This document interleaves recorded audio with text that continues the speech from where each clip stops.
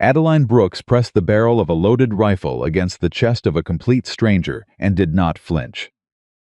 Her hands were steady. Her jaw was set. Her eyes had long since stopped producing tears.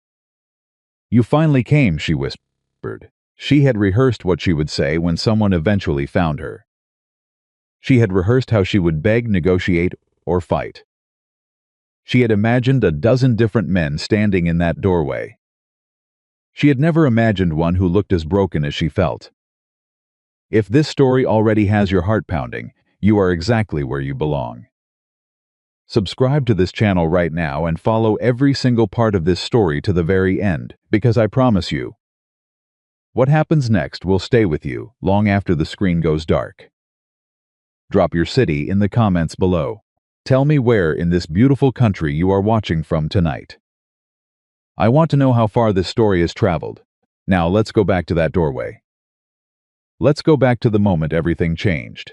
The door had not been opened in months.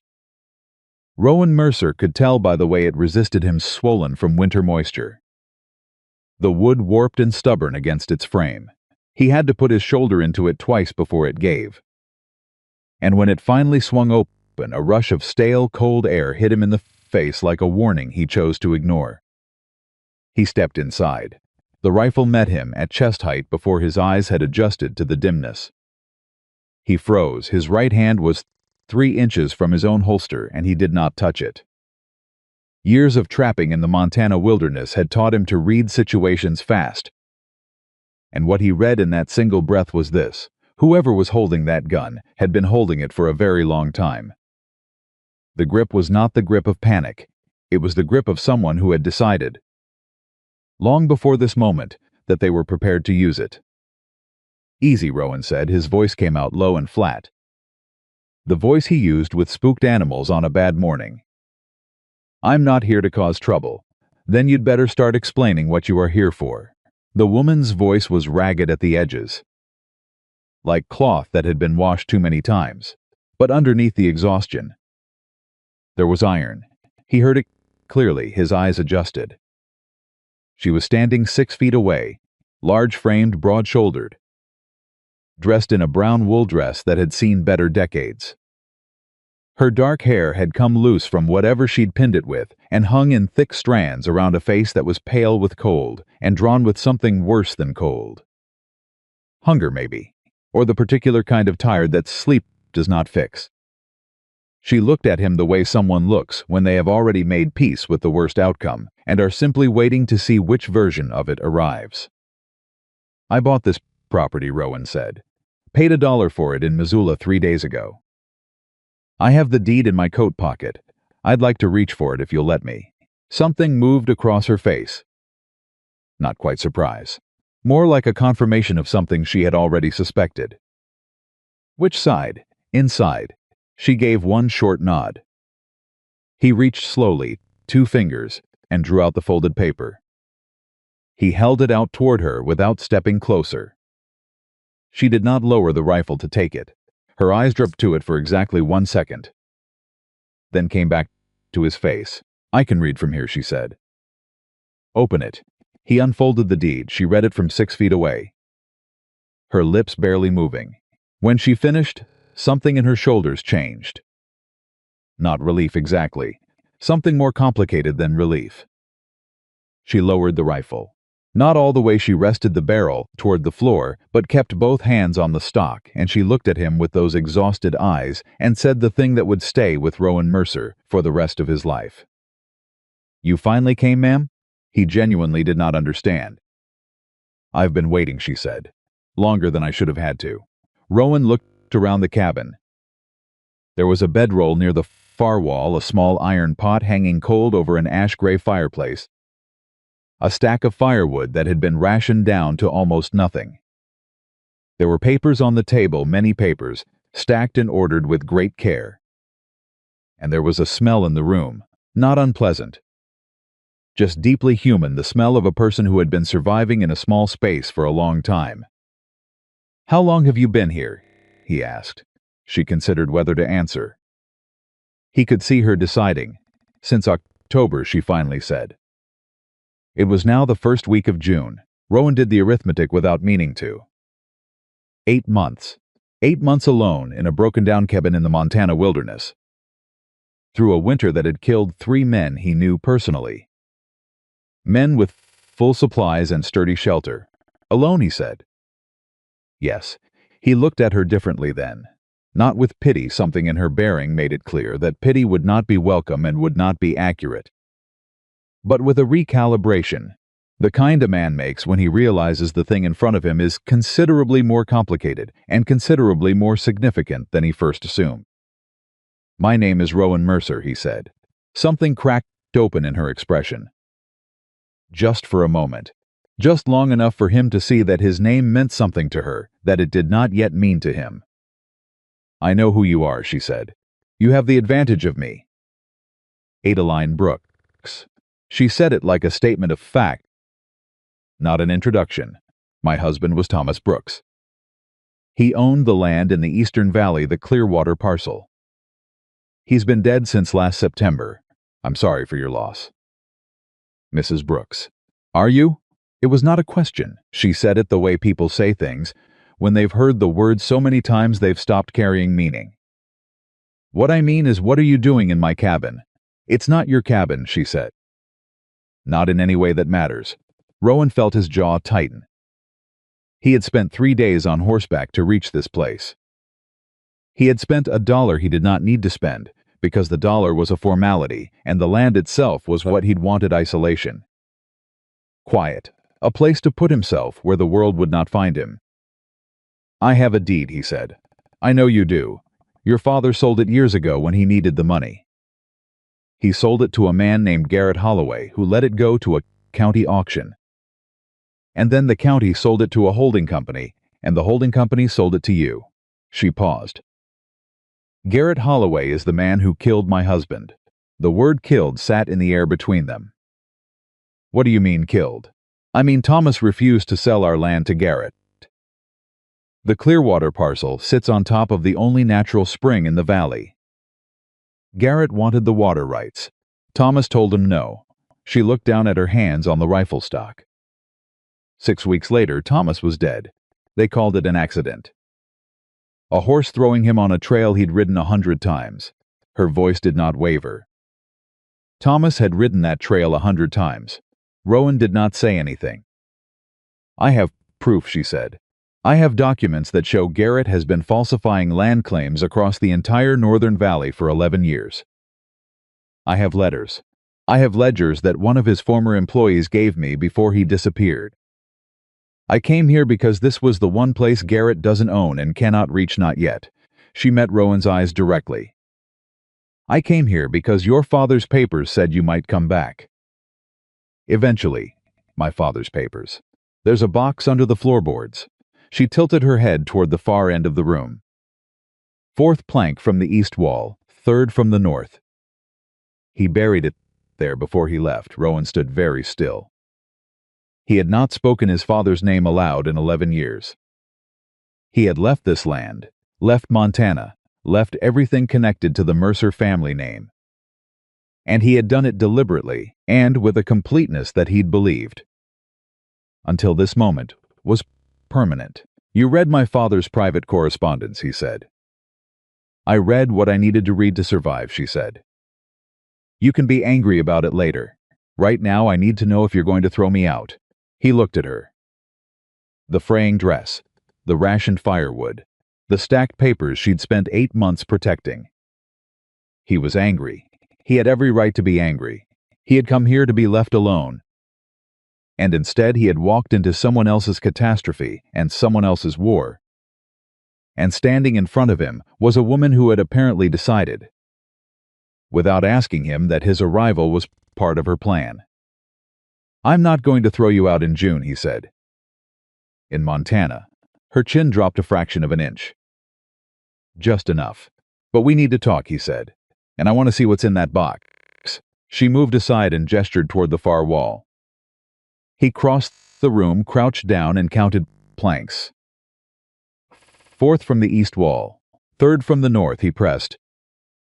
And the plank shifted, and beneath it was a box sealed with a rusted latch. He sat back on his heels and looked at it for a long moment before he opened it. Inside were letters, 12 of them, all in his father's handwriting. All addressed to no one, all written in the voice of a man talking to a son who was not there. Rowan read the first one, then the second. He did not read the rest there on the floor. He folded them carefully and put them in his coat pocket. And he stood up, and he did not look at Adeline, because he did not want her to see what his face was doing. "He wrote to you," she said quietly, "even when he didn't know where you were." "He knew where I was," Rowan said. "He just didn't know if I'd come back." She didn't push that. He was grateful. "I'll sleep outside," he said. "You can keep the cabin for tonight. You don't have to." "I want to," he said. And he walked back out the door before she could say anything else. Because the truth was, he needed to stand in the cold air and breathe and let his chest stop doing what it was doing. He unsaddled his horse in the overgrown lean-to beside the cabin. He rubbed the animal down without thinking about it, his hands moving through the familiar motions while his mind was somewhere completely different in those letters. In his father's handwriting, in the image of an old man writing to an empty room. After a while, the cabin door opened. Adeline came out carrying a tin cup of something hot. She walked to the edge of the lean-to and held it out. "Coffee," she said, "or what passes for it. I've been stretching the grounds for 2 weeks." He took it. It was weak and slightly bitter, and it was the best thing he'd tasted in 3 days. "Thank you," he said. She stood there for a moment, not leaving. There was something she was turning over. He could see it. "I know I have no right to ask anything of you," she said finally.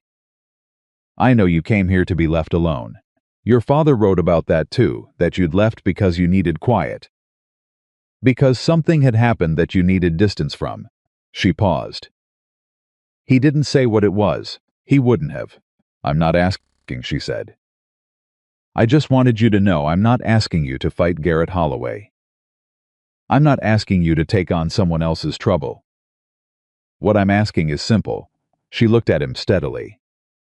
"I'm asking you not to make me leave. Not yet. Give me until I can get those documents to a federal marshal in Missoula. Give me 60 days and I'll be out of your way, and you'll never have to think about me again. 60 days.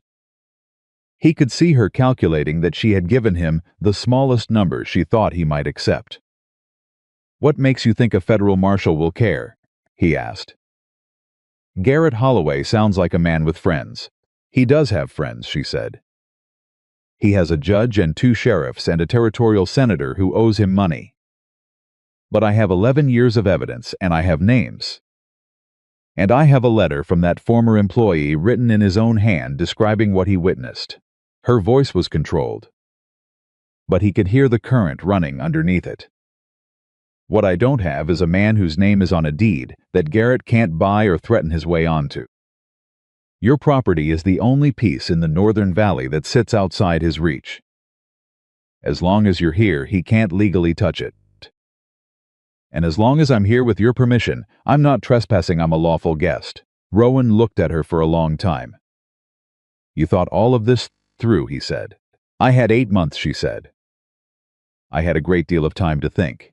He drank the last of the thin coffee. "Handed the back," he said. She exhaled. "Thank you. Don't thank me yet. I have conditions." "Name them. You tell me everything." "Not the summary. Everything. Every document, every name. Everything you know about Garrett Holloway and what he's done and who helped him. If I'm going to be standing between you and that man, I need to know what I'm standing in front of." She nodded once. "Agreed. And you stop pointing rifles at people without announcing yourself first." The faintest thing crossed her face. Not quite a smile. "I can agree to that," she said. "As long as the people in question stop walking into my cabin without knocking."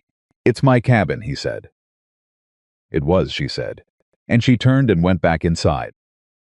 Rowan leaned against the lean-to post and listened to the Montana dark around him, the creak of pine in the wind.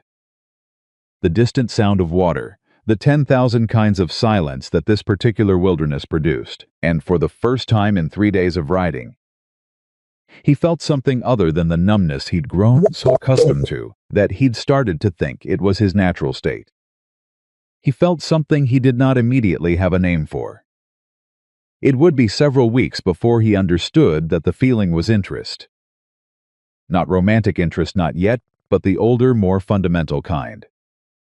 The feeling of a mind that has encountered something it cannot immediately categorize and has decided, against all prior intention, to stay and find out what it is. The next morning, Rowan woke before dawn, rebuilt the fire, and had water boiling by the time Adeline emerged from the back room. She was dressed, her hair pinned back, and she was carrying the stacked papers that she set carefully on the table. "Sit down," she said, with the manner of a woman who has organized her evidence many times in her own mind and is now finally going to say it out loud to someone. "I'll start from the beginning." And so he sat down. And she began to talk. Her husband Thomas had come to the Clearwater Valley in 1871, 7 years before, with a modest stake and a particular kind of stubbornness that the valley had eventually rewarded. He found the spring on his 3rd year a natural freshwater source that fed 3 small streams and kept the eastern pastures green through the dry months.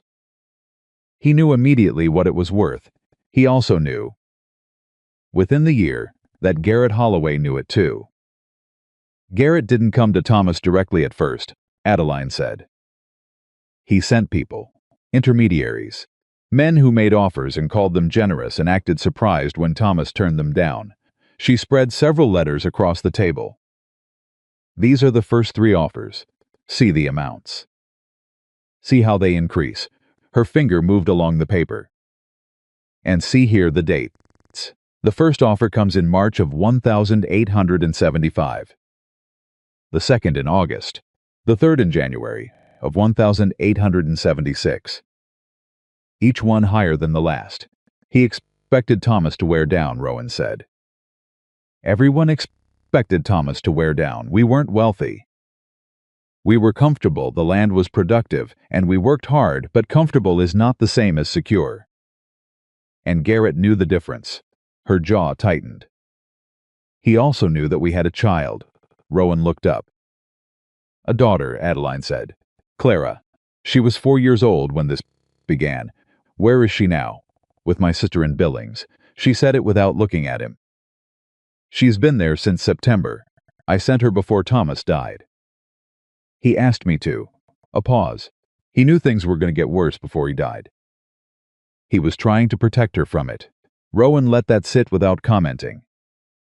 There was nothing to say to it that wouldn't be inadequate. "Go on," he said quietly. When the offers stopped, the trouble started. Small things first: fences cut. Cattle turned loose. A water ditch partially blocked. Thomas reported it to the sheriff. The sheriff wrote it down and did nothing. She touched one of the documents. "This is Thomas's complaint, filed in March of 1876. You can see the sheriff's notation. Case closed, no evidence." Her voice was precise and colorless. "The sheriff's name is Anders Cray. He appears 7 more times in this stack." She walked Rowan through it for 2 hours. She was thorough in a way that impressed him deeply, not just because of the volume of evidence she had compiled, but because of the way she had organized it. She understood what was important and what was noise. She knew how to connect one document to another, how a date in a ledger matched a letter that matched a testimony from a witness who had since disappeared. "Where did you get the ledger?" he asked. "A man named Hugh Pryor. He managed Garrett's books for 6 years. He came to Thomas in secret in the summer of 1877, 2 months before Thomas died, and told him he couldn't continue." She looked at the ledger, worn and soft-cornered from handling. "He gave this to Thomas, and then he left the territory. I have not heard from him since." "He could be dead," Rowan said. "He could be," she agreed, "but the ledger exists. His letter exists, and his handwriting can be verified." She looked at Rowan directly. Garrett Holloway has been filing false land claims under 12 different names, collecting federal land grants for properties he does not own, and using the water rights from those properties to control every ranch in the Northern Valley. Every rancher who buys water from him is paying money that belongs to people who don't know they've been robbed. She let that land. It runs to tens of thousands of dollars, Mr. Mercer. Possibly more. Rowan leaned back in his chair and looked at the stack of papers. And you've been sitting in this cabin with all of it, he said. Yes, for 8 months. Yes, she met his eyes. I told you. I had to wait for someone with a legal claim to the property. Someone Garrett couldn't simply remove. She folded her hands on the table. Your name is on a deed. That deed is registered in Missoula County. There is nothing Garrett can do about that without a court proceeding that would draw exactly the kind of attention he cannot afford to have drawn to him right now. He'll find another way, Rowan said. Men like Garrett always find another way. I know, she said. That's why I need 60 days. Not because the evidence isn't ready, it's ready. But getting it to a federal marshal safely, without Garrett intercepting it, requires planning. She looked at him steadily, and I've been alone for 8 months. I need help, Mr. Mercer. I need someone who can ride. Who knows the territory, who won't break under pressure. She paused. Your father's letters say you were all of those things. My father wrote those letters years ago, Rowan said. Are they wrong, she asked. He did not answer immediately. He looked at the stack of papers. He thought about his father, alone in this cabin, writing letters to a son who had vanished. He thought about a woman on her own, through a Montana winter, keeping evidence alive that could bring down a man who had taken everything from her. He thought about the $1 he had paid for this property, how he had thought of it as a formality, a symbol of choosing to disappear completely from the world. They're not wrong, he said finally. Something moved in her expression. Not triumph, something quieter than that. Something that looked, for the first time since he'd walked through that door, like the beginning of trust. Then we have work to do, she said. We do, he agreed. He picked up the first document in the stack.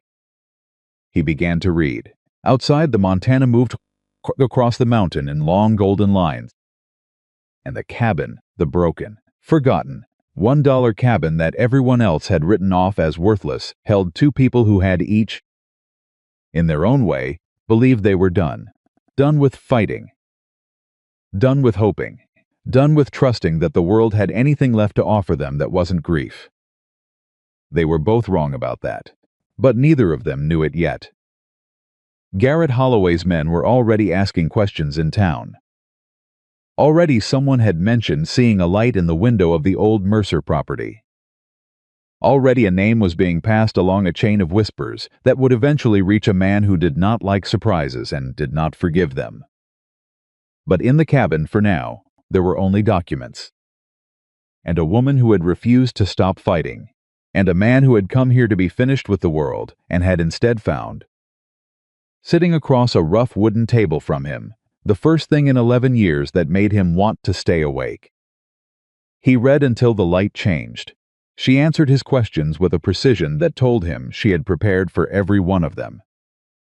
When he pushed on a detail, she produced the document to support it. When he challenged an interpretation, she walked him through the logic without raising her voice or losing her patience. At no point did she ask him to feel sorry for her. At no point did she perform helplessness. She sat across that table and laid out the evidence of her husband's murder and the destruction of her life with the calm, controlled manner of someone who understood that what mattered now was not the grief. The grief was real and enormous, and she had already carried it alone for months, but the action. The next step. The document to the marshal. The legal proceeding. The end of Garrett Holloway's reign over the Northern Valley. Rowan, who had spent 11 years insisting he did not care about anything, found himself caring. He did not announce this, he simply read the next document. When the light finally faded and Adeline rose to rebuild the fire, She moved around the cabin with the quiet efficiency of someone who had made herself at home in it through necessity, not comfort. She knew where everything was. She had organized the small space so that nothing was wasted. Nothing was duplicated. Everything served a purpose. Watching her, Rowan thought about what 8 months of solitude in a Montana winter actually meant. The cold, the isolation, the endless sound of wind, the ration of firewood, the stretched coffee grounds, the weight of carrying that stack of documents and knowing that if something happened to her, the evidence died with her, and Garrett Holloway walked free. And Thomas Brooks died for nothing. He thought about all of that. And then he looked at the woman who had survived all of it, who was now calmly stirring a pot that smelled like dried beans and something more. Something she'd managed to make out of ingredients that should not have produced that smell. And he thought, this woman is extraordinary. He did not say it. He was not a man who said things like that, especially not to strangers. Especially not on the first day, but he thought it. "I'll fix the roof tomorrow," he said. "I noticed 2 places this afternoon where the snow damage looks bad." She looked up from the pot. "You don't have to. I know I don't have to," he said. "I want a roof over my head. It has nothing to do with being generous. A beat." "All right," she said. "There's also a section of the north wall where the chinking has fallen out. The wind comes straight through it. I'll look at it," he said. She nodded, turned back to the pot. "Mr. Mercer," she said. Without looking at him. "Rowan," he said, "if we're going to be living in the same cabin—" "We may as well, Rowan," she said. And something about the way she said his name, not warmly, not formally, just with the simple plainness of person speaking a word that belongs in the room, made him stop talking. "For the 60 days. Don't thank me," he said. "Just don't point that rifle at me again. This time." She did smile, small and quickly gone but real. "I make no promises," she said. He almost smiled back. He stopped himself, but the impulse was there. And that alone was something he hadn't expected. He put the documents back in their careful order.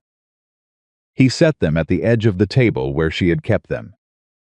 He stood up and stretched his back and looked around the cabin that was his by deed and hers by 8 months of hard-won survival.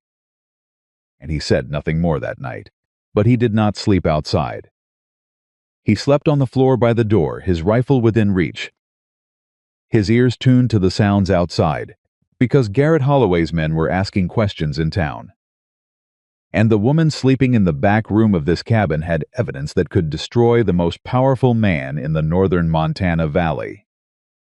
And Rowan Mercer, who had come here to disappear, had instead agreed to stand between her and the storm that was already moving toward them. He lay in the dark and listened to the mountain. He was not sure when he had stopped wanting to be alone. He was not sure it mattered. What mattered was that he was here. What mattered was that she had waited.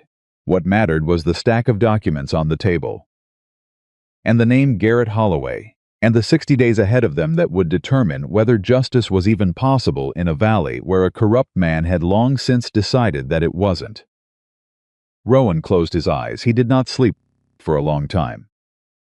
And somewhere in the early hours of that summer morning, while Adeline Brooks finally slept deeply for the first time in 8 months, because there was finally someone at the door, Rowan Mercer made a decision that he did not formalize or announce, that he simply settled into as quietly as a man settling into a purpose he had forgotten he was capable of feeling. He was going to see this through, not for 60 days. All the way through, the morning after Rowan Mercer decided to stay, Garrett Holloway's man rode into the nearest town and asked 3 questions. Who bought the old Mercer property, how much they paid, and whether they'd been seen going up the mountain road. The man asking the questions was named Dylan Voss Lean. Quiet, with the particular kind of stillness that belongs to people who are paid to watch and report rather than to act. He had worked for Garrett for 4 years. He was good at his job because he looked ordinary. Nobody remembered him after he left a room. He got his answers inside of an hour. By nightfall, the information was in Garrett Holloway's hands. Rowan did not know any of this yet. What Rowan knew on that second morning was that the cabin roof had 3 bad sections, not 2, and that the north wall's missing chinking let in a wind that had no business being that cold in early June. He also knew that the woman sleeping in the back room had given him more to think about in 12 hours than he'd had to think about in the previous 11 years combined. He was on the roof before sunrise. Adeline woke to the sound of him moving above her head, the careful, deliberate footsteps of a large man who understood that old wood required respect, and she lay still for a moment listening to it. And something in her chest did something complicated that she chose not to examine too closely. She got up. She rebuilt the fire. She made what passed for breakfast from what remained in her supplies, which was not much, and she set a plate near the ladder without calling up to him, because she suspected he was not a man who appreciated being called to meals like a child. He came down 20 minutes later, looked at the plate, looked at her, and sat down without a word and ate everything on it. "I'll need to go into town," he said when he finished, "for supplies and proper roofing material. What I've got won't hold through another winter." "Garrett has eyes in town," she said immediately. "I know." He set the plate aside, "which is exactly why I should go. A man buying supplies for a property he legally owns is unremarkable. A man hiding on a mountain is interesting." She considered this. He was right, and she didn't like that he was right, because it meant she had been thinking about the situation as someone hiding. He was already thinking about it differently. He was thinking about it as someone who belonged there. "Don't ask about me," she said. "Don't mention my name. If anyone asks why you're fixing up the property, say you're planning to winter there. That's ordinary enough." "It is." He stood, reached for his coat. "Is there anything you need that isn't on my list?" She started to say no, then stopped herself. "Thread," she said. "Brown if they have it. And if the general store carries them, any newspapers from the last month." He nodded once and went out. She listened to the sound of his horse until she could no longer hear it. Then she sat down at the table and put her hands flat on the stack of documents and breathed. She had spent 8 months telling herself that once someone arrived, she could rest. She had not anticipated how frightening it would feel to actually depend on another person again. After Thomas died, after she sent Clara to Billings and came to this cabin alone, she had sealed something in herself, some part that required other people, that went soft in the presence of kindness, and she had sealed it because sealing it was the only way to survive. Now a stranger was riding down the mountain to buy roofing nails and thread, and her chest was doing complicated things, and she did not like it. She opened the ledger and went back to work. Rowan made it to town in just under 2 hours.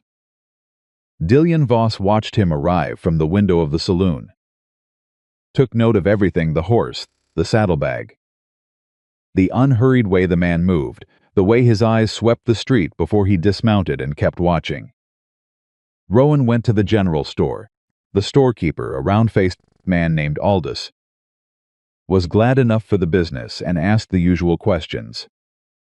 "Just passing through or settling in?" "Settling," Rowan said. "Bought the old property up past the ridge, the Mercer land." Aldous's face did a small tightening, just for a moment, before he recovered and said, "Well, that was good land, good elevation, plenty of timber." Rowan noted the tightening and filed it.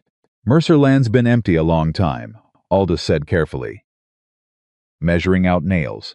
"Nobody's been up there since old Walter passed." "I know it," Rowan said. "That's why I bought it cheap." "You related to Walter Mercer?" "His son." Another small thing moved across the storekeeper's face. Rowan was beginning to understand that his father's name carried weight in this town, and not the comfortable kind. "Well," Aldous said. "Welcome back, then." He said it the way people say things they don't entirely mean. Rowan paid for his supplies: roofing material, food stocks, thread, and a month's worth of coffee that would not need stretching, and loaded everything without rushing. and when he turned to leave, a man was standing in the doorway of the store. He was in his mid-40s, well-dressed in the manner of someone who wants their money to be visible without being gauche about it. He had an easy smile and eyes that did not match it. "You're Walter Mercer's boy," the man said. It was not a question. "I heard you were back. News travels fast," Rowan said. "In a small valley it does." The man extended his hand. "Garrett Holloway. I own the Double H Ranch, southern half of the valley. Your neighbors, more or less." Rowan shook the hand. He kept his face completely neutral. "Rowan Mercer," he said. "I know." Garrett's smile stayed right where it was. "I knew your father, good man. Tragic, the way he ended up alone up there. That property running to ruin." A pause calibrated for sympathy. "I made him a few offers over the years. He never wanted to sell." "No," Rowan said. "He wouldn't have. Well, if you're planning to work the land yourself, I wish you luck. It's good country. But if you ever find it's more than you want to manage, if you decide mountain living isn't for you, come find me." Another easy smile. "I'd pay fair market value, more even given the history." "I'll keep that in mind," Rowan said. He walked past Garrett Holloway and out the door and did not look back. And he felt the man's eyes on him all the way to his horse. He rode back up the mountain with his jaw set and something cold moving through his thinking. Garrett had known he was there inside of a day. That meant someone in the county records office, or someone at the auction house, or someone on the road, someone in the chain between the deed being filed and Rowan arriving at the property was reporting to Garrett Holloway. That meant Garrett's reach was longer than even Adeline's documents had suggested. And that meant 60 days might be more optimistic than either of them had calculated. He pushed the horse faster.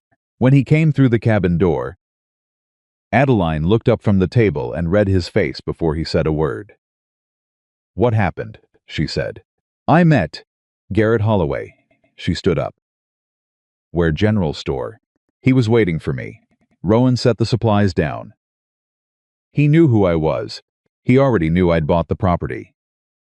He made an offer to buy it from me, casual, friendly. Like he was doing me a favor." Her face had gone very still. "What did you tell him?" "That I'd keep it in mind." "Good," she said. "That was the right answer." "I know it was the right answer." He looked at her. "He's faster than I expected. I was there one morning and he found me before I left town." "Who's his man? Who watches for him?" She pulled out a page from the stack. "A man named Dylan Voss. He's thin, quiet, forgettable looking." "He's saloon window," Rowan said. "I noticed him." "I didn't know who he was. Now you do." She slid the paper across the table. "Voss has been Garrett's eyes for 4 years. He doesn't do anything himself, he just watches and reports. But if Voss saw you with someone, if he saw you buying supplies for more than one person—" "I bought for one," Rowan said. "I thought of that." She stopped. She looked at him with something that was not quite relief, but was adjacent to it. "You thought ahead," she said. "I think ahead," he said simply. "It's kept me alive a long time." She sat back down. Her hands were not quite steady, and she pressed them flat on the table to still them. He noticed, but did not comment. "He'll come up here," she said. "Not now, not yet. He'll wait to see what you do. He'll want to know if you're going to be a problem or just a man who bought land and wants to be left alone." She looked up. "Which is what you actually wanted." "Which is what I actually wanted," he agreed. He sat down across from her. "Tell me what happens when he decides I'm a problem." "He has 2 sheriffs," she said. "Anders Cray in Millhaven and Frank Deeds in the northern township. Either one of them can manufacture a reason to come onto your property, a complaint, a disputed boundary, anything. Once they're here, they can search, confiscate, arrest." She touched the stack of documents. "If these disappear, everything disappears." "Then they can't disappear," Rowan said. "That's why I need 60, Adeline." He said her name directly. And she stopped. "I told you last night I'd see this through." "I meant it. What I need from you right now is not a reassurance that you have a plan. I know you have a plan. I need to understand every weakness in it so we can fix them before Garrett finds them first. She looked at him for a long moment. All right, she said. Where are the documents most vulnerable? In transit. Getting them from here to Missoula without Garrett intercepting them. He controls the main road. Through the valley he has men at 2 points who watch the traffic. Anyone carrying papers, anyone who looks like they're moving in a hurry, gets stopped. What about the southern pass? She hesitated. It's longer, harder terrain, and it goes through Clearwater territory, my husband's old land, which Garrett now effectively controls. Effectively, Rowan said. Not legally. Not legally, she confirmed. He's been operating the property under a false claim since last October. That's actually one of the clearest violations in the ledger. The Clearwater transfer documents are forged. And I can prove it because I have the originals. She pulled a specific set of papers from the stack. Thomas kept copies of everything. He knew even at the beginning that if he didn't protect himself with paper, paper would be used against him. Rowan looked at the documents she'd placed before him. Thomas Brooks had been a careful man, a thorough man. A man who had seen what was coming and done everything in his power to document it. And it hadn't saved him. Who else knows you're here? Rowan asked. No one. My sister knows I'm somewhere in the mountains. I wrote her before I came. Before the pass is closed. I didn't tell her specifically where. I didn't want that information near Clara. Clara, he said quietly. She's 5 now. Adeline's voice was controlled, but her hands pressed harder against the table. She thinks I'm coming to get her when the work is done. And you are, Rowan said. She looked at him. Something raw moved across her face. For just a moment, the kind of thing you see in a person when they have been bent so long that the slightest suggestion they don't have to be quite so strong right now nearly breaks them open. She pulled it back, breathed. Yes, she said. I am. Then let's figure out how to get these documents to Missoula, he said. Without using the main road, without triggering Voss, and without giving Garrett any reason to move before we're ready. They worked for the rest of the afternoon. Rowan had traveled extensively through the Montana wilderness. Over 11 years of trapping, he knew terrain. He knew passes, he knew which routes were known and which were not. He spread what he could recall of the Northern Valley's geography across the table in words and rough sketches. And Adeline matched what she knew from Thomas's years of riding the Clearwater land. And together they built a picture neither of them could have managed alone. The southern pass was viable. Difficult, but viable. 4 days on horseback through rough country, skirting the edge of the Clearwater land without crossing it. Coming down into the Missoula approach from the west. Rowan knew a man in that part of the territory, another trapper. Taciturn and trustworthy, who owed him a debt of the kind that did not expire. How soon can we move, he asked. The documents aren't ready yet, she said. I need to write a summary, a clear, organized account that a federal marshal can read without needing to understand the entire stack. Something that tells the story from the beginning, names the crimes and the evidence, and makes the case so plain that he can't dismiss it. She paused. That will take me a week, maybe 10 days. Then that's what you do, he said. I'll finish the roof, reinforce the walls, make sure this place looks like a man setting up for the long term.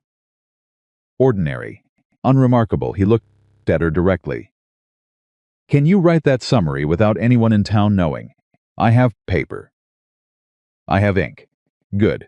They fell into a silence that was different from the silences of the previous day, less wary, more purposeful. The silence of people who have divided a task and are each running their part of it through their minds. After a while, Adeline said, without looking up from the page she was already beginning to draft. You knew not to mention me in town. I knew not to give Garrett more information than he already had, Rowan said. That's not sentiment, that's strategy. I know it is, she said. I'm not saying it was sentiment. I'm saying you thought about it. And you got it right. A pause. Your husband trained you well, Rowan said. To think this way. She didn't look up. Thomas was smart, she said quietly. But the documenting, the planning, the understanding of how men like Garrett operate, that was me. Thomas was a good farmer and a brave man, but he was not. Started again more carefully. He trusted people. He thought that doing the right thing would protect him. He thought that being honest and working hard would be enough. Her pen paused on the page. It wasn't enough, no, Rowan said. It rarely is. You don't trust people, she said. It was an observation, not a criticism. Not easily, he said. But you trusted me enough to stay. He considered this. I trusted the evidence, he said. You had documents. You had a system. You weren't asking me to believe a story, you were showing me a record. He leaned back. That's not trust. That's assessment. She set her pen down and looked at him directly. All right, then. I'll accept assessment a beat. Why did your father sell this property? The letters didn't say. It was the question he'd been waiting for since he'd read those letters. He'd known it was coming. He'd spent the better part of the previous night deciding how much to answer. He needed money, Rowan said. After I left, the property was too much for one man. He couldn't work it, couldn't maintain it. He sold the deed, but kept the right to live there. That was the arrangement with the holding company. They didn't want an old man evicted, and they didn't particularly care what happened to the property as long as they owned the paper. Why did you leave? She asked. The silence stretched. That's not part of our arrangement, he said. She held his gaze for a moment. Then she nodded once and picked up her pen. He respected that she didn't push. He found himself respecting a great many things about Adeline Brooks that he had not expected to respect about anyone. The days that followed built themselves into a rhythm. Rowan worked the cabin from first light roof walls, the collapsed section of the lean-to, a new door latch, a dozen small repairs that each made the structure more solid and the living more bearable. He was methodical and thorough, and he worked the way men work when they are glad to have something physical to do while their minds are occupied elsewhere. Adeline wrote. She worked at the table for long hours, drafting and revising the summary with a precision that sometimes drove her to crumple a page and start again entirely. She organized the supporting documents in the order a reader would need them. She cross-referenced the ledger entries against the land claim documents and the letters and produced a chronology that a blind man could follow. They ate together in the evenings. They talked not warmly, not yet, but efficiently, honestly, in the manner of people who are building something together and have agreed, without saying so, to be useful to each other. On the fourth day, Rowan came in from outside with an expression that Adeline had already learned to read. Because it was the expression he wore when something had happened that required rerouting. Rider on the road below, he said. Didn't come up. Just went slow looking. She didn't reach for the rifle. But her hand moved toward it. Voss? Could be. Wrong build for the man you described, but I was too far to be certain. He sat down. He didn't come up the trail, he just looked. That's worse, she said. If he came up, it would mean he wanted something. Looking means he's marking the place, confirming someone's here, which they already know, Rowan said. Confirming more than one someone, she said quietly. They looked at each other across the table. I haven't been visible from below, she said. I know not to be. I know you do. He rubbed the back of his neck. But someone may have talked in town. The storekeeper Aldous, he reacted when I mentioned my father's name. Someone could have said something, heard something, put something together. How much time do you think we have? She asked. Before Garrett decides to come himself. 2 weeks. Maybe. He'll want more information first. He's a careful man. Rowan looked at the table. How close are you to finished? 4 days, she said. Maybe 5. Good, we move in 6, her chin came up. The marshal's office in Missoula. I need to go myself. The documents need to be presented in person, explained. The evidence walked through. It can't just be a package delivered by a stranger. I know that, he said. We both go. The carrot can have the cabin, Rowan said flatly. Once those documents are in federal hands, the cabin doesn't matter. The property doesn't matter. What matters is the case. She stared at him. You'd give up the property, she said. Just like that. It's a building, he said. Adeline. It's wood and chinking and an old floor. It matters a great deal less than what's in those papers. He looked at her steadily. My father is already gone. What he left behind isn't this place. It's the fact that the right thing needs doing, and someone has to do it. That's all these letters say, when you read them all the way through. He paused. I read them all last night. She was very still. All 12, he said. She looked down at her hands on the table. When she looked back up, her eyes were doing something she clearly did not want them to do. And she held it together through the particular discipline of a woman who has had a great deal of practice not crying in front of people. He was a good man, she said. Your father, in those letters, he was a good man. I know, Rowan said. I should have come back sooner. Yes, she said simply. You should have. He accepted that without flinching. They worked through the 5th day with a quiet urgency that didn't need to be spoken. Adeline finished the summary and read it aloud to Rowan, 6 careful pages that laid out Garrett Holloway's crimes with a clarity and specificity that left no room for doubt. Rowan asked 2 questions. She answered them. He told her it was the most clearly argued document he had ever heard. And he had heard a few, and she heard the honesty in it, and something loosened in her face. It'll be enough, he said. It has to be, she said. On the 6th morning, they were up before dawn, packing only what they needed, the documents wrapped in oilcloth, secured in a saddlebag that stayed on Adeline's person. Their supplies minimal, their route planned. They were going to travel light and fast and quiet. And if everything went right, they would be in Missoula in 4 days. If everything went right. Rowan was saddling his horse in the lean-to when he heard it.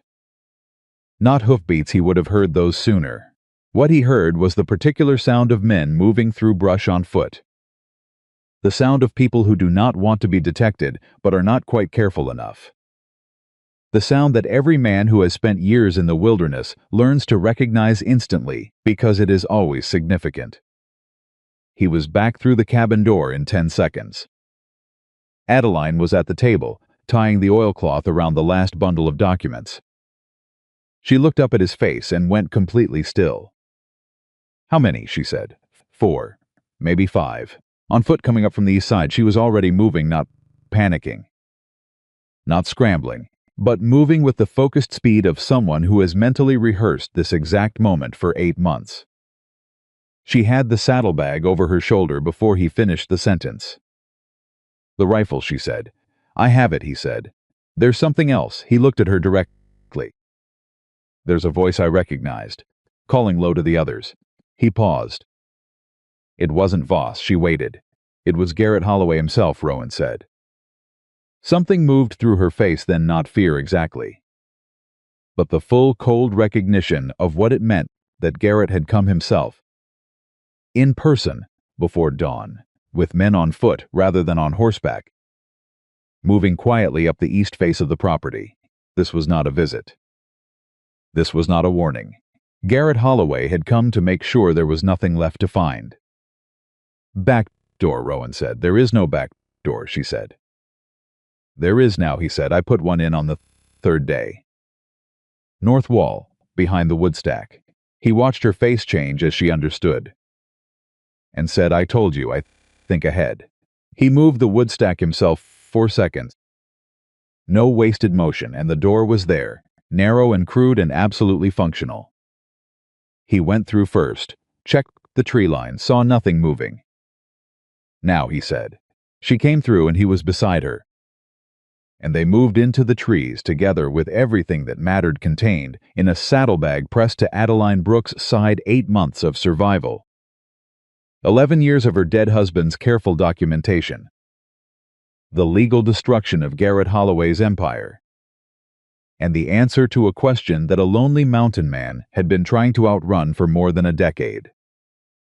Behind them, the cabin door opened. Garrett Holloway stepped inside. He found a fire that was still warm and 2 plates that had not been used yet and a table with nothing on it.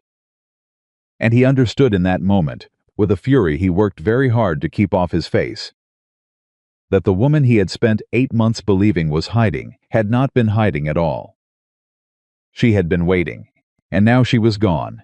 And the man who had bought this property for $1, the man Garrett had dismissed as an easy obstacle, had built a door in a wall and thought ahead and taken her out of reach before the sun came up. Garrett stood in the empty cabin and breathed through his nose for a long moment. Then he said quietly to the men behind him, "Find them." They moved fast and they moved quiet, and for the first 2 hours, neither of them said a word that wasn't necessary. Rowan led. Adeline followed 3 steps behind, matching his pace with a steadiness that told him she had physical endurance she hadn't needed to demonstrate until now. The saddlebag was across her body, both arms holding it close, and she did not once ask him to slow down or to explain where they were going. She simply moved.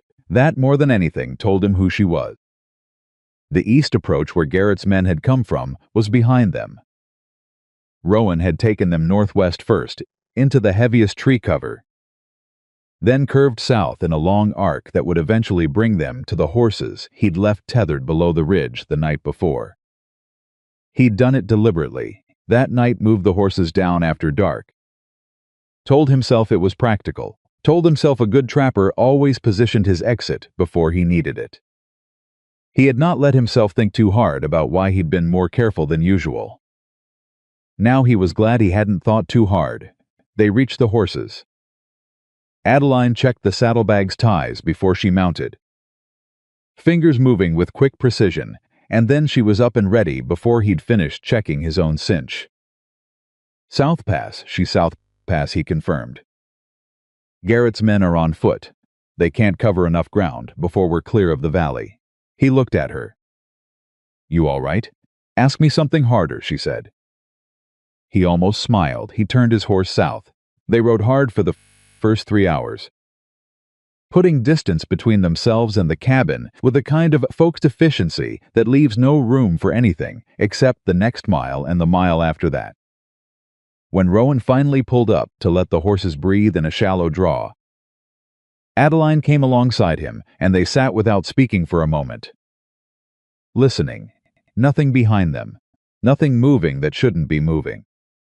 "He came himself," she said. Her voice was steady, but he heard what was under it, the particular weight of understanding what it means when a man like Garrett Holloway decides something is worth his personal attention. "He came himself," Rowan confirmed. "That means he knows," she said. "Not suspects, knows. Someone told him about the documents, not just that I was in the cabin, but that I had something worth destroying." Rowan had been thinking the same thing since the moment he'd heard Garrett's voice in the dark. "Who knew about the documents besides you and Thomas?" "Hugh Pryor," she said immediately. "He gave us the ledger. He knew what Thomas was building. And Pryor is gone. Or she stopped. Or Garrett found him first," Rowan said. She stared at the middle distance for a moment. If Garrett found Pryor and learned what was in that ledger, he would have been searching for me since October. Since before Thomas died even. Her jaw tightened. "I thought I had more time. I thought coming to the cabin a property didn't own would buy me time." "It did buy you time," Rowan said. 8 months of it. And now we don't need more time. We need Ford at him. He'll have men on the roads, not the South Pass. Not yet. He doesn't know which way we went. Rowan gathered his reins. But he'll figure it out. So we moved, they rode. By midday, they had cleared the edge of what Adeline recognized as Clearwater territory, the land that had been Thomas's land, that Garrett had claimed in Thomas's death with forged documents and a cooperative sheriff. She didn't say anything when they passed through it. But she sat differently for that hour, her spine straighter. Her face pointed precisely forward, and Rowan gave her the privacy of not looking at her directly. They stopped to water the horses at a creek that ran cold and fast from the high country. Adeline dismounted and crouched at the bank, and while she cupped water to her face, Rowan watched the tree line out of habit, still clear. "Tell me about your daughter," he said. She looked up, surprised by the question. Then she sat back on her heels and said, "Clara is the reason any of this matter pause. She looks like Thomas. Same coloring, same way of tilting her head when she's thinking about something. She's going to be a determined woman, like her mother," Rowan said. "I don't know if that's a compliment in the way you mean it," she said. "It is," he simply. She was quiet for a moment. "When this is over, when Garrett is in front of a federal court, and the valley is free and I can go to Billings and bring her home, I don't know yet where home is." She stood, brushed off her skirt. "The Clearwater land is legally ours. But I don't know if I can live there again, with Thomas gone," she said it matter-of-factly. But the matter-of-fact tone cost her something. "You don't have to decide that now," Rowan said. "No," she agreed, "but I think about it." They remounted and rode.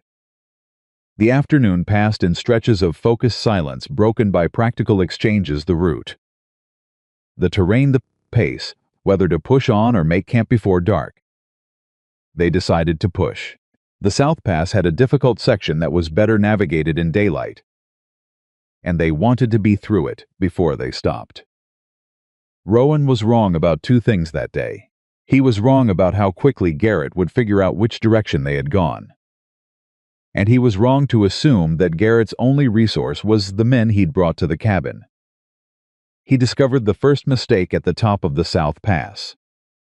There were two riders on the ridge. He saw them before they saw him, just barely. The difference of a man who had spent 11 years reading country for his survival. He pulled up hard, threw his arm back to stop Adeline, and they both went still in the tree shadow. The riders were moving slowly along the ridge line, looking down into the pass. They weren't Garrett's personal men, different horses. Different build, hired out of somewhere else, positioned in advance. Rowan's mind ran through the geometry of this very quickly. Garrett had not simply followed them this morning. Garrett had anticipated the South Pass as a possible exit and staged men there before he even came to the cabin. That meant Garrett had been planning this for longer than one morning. That meant Garrett had not come to the cabin on impulse. He had come when he was ready, when his exits were already covered, when he believed he had accounted for every way out. He had not accounted for Rowan building a door in the north wall. But he had accounted for almost everything else. Rowan backed his horse carefully into deeper cover and came alongside Adeline. "Two men on the ridge," he said, voice barely above breath. "Blocking the pass." Her face did not change. "How long have they been there?" "Long enough. They were in position before we arrived." She understood what that meant at the same second he did. He could see it land on her face, the realization that this was not a reaction to their escape, but a planned containment. "He has the main road," she said quietly. "He has the South Pass. If he thought of the Eastern Trail, he doesn't know the Eastern Trail," Rowan said. "That's old trapper country. It's not on any map Garrett would have. You know it? I know every inch of it. I ran traps on that ground for 6 years. He was already thinking ahead. Restructuring. But it adds 2 days to the journey. 3 if the upper section is rough. Then it adds 3 days," she said. He looked at her. "It will be hard going, Mr. Mercer." She held his gaze without blinking. "I spent 8 months alone in a cabin in a Montana winter on stretched coffee and dried beans.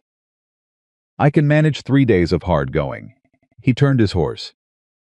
"Stay close," he said. "I haven't left your side yet," she said. They moved back down from the ridge and cut east, deep into country that Rowan navigated by memory and instinct, and the particular kind of knowledge that lives in a man's muscles rather than his mind. He moved with confidence that she trusted, following without hesitation. And he was aware of her trust in a way that he felt rather than thought about, a warmth that sat alongside the urgency without interfering with it. They made camp that night deep enough in the back country that no one who didn't know exactly where to look would find them. A small fire, just enough for warmth.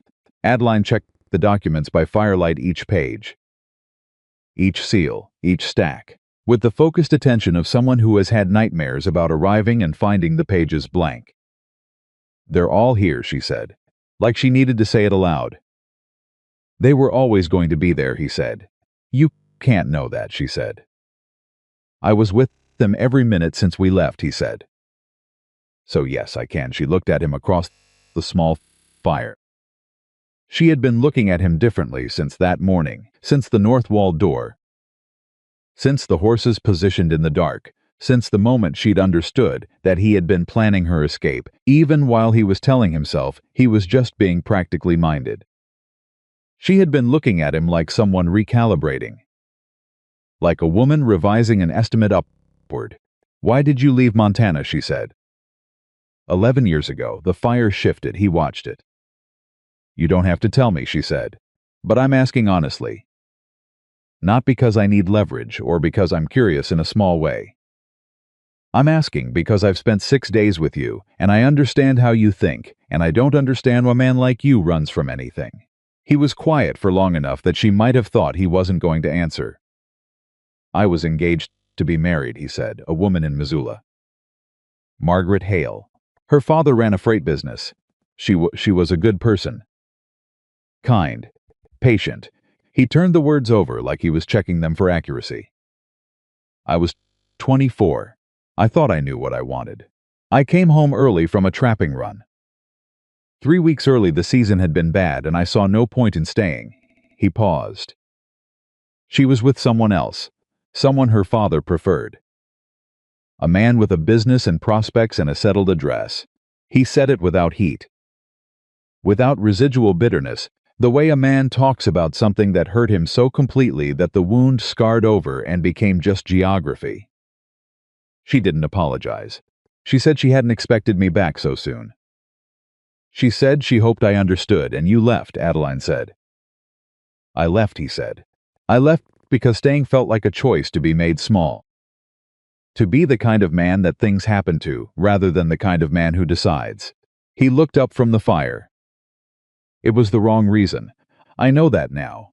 You don't run from something and call it a decision." She considered this for a moment. "No," she said. "You don't. But you came back." "I came back for $1 worth of land and some peace and quiet," he said. "I didn't come back for any of this, and yet," she said. And yet he agreed. The fire settled. Somewhere in the high country an owl asked its single question over and over into the dark. "Thomas ran toward things," she said after a while. "That was his nature. He saw a problem and he moved straight at it. It was admirable, and it was the thing that killed him. Because Garrett Holloway is not a problem you can move straight at." She was quiet for a moment. "I love Thomas. I want to say that plainly so you understand it.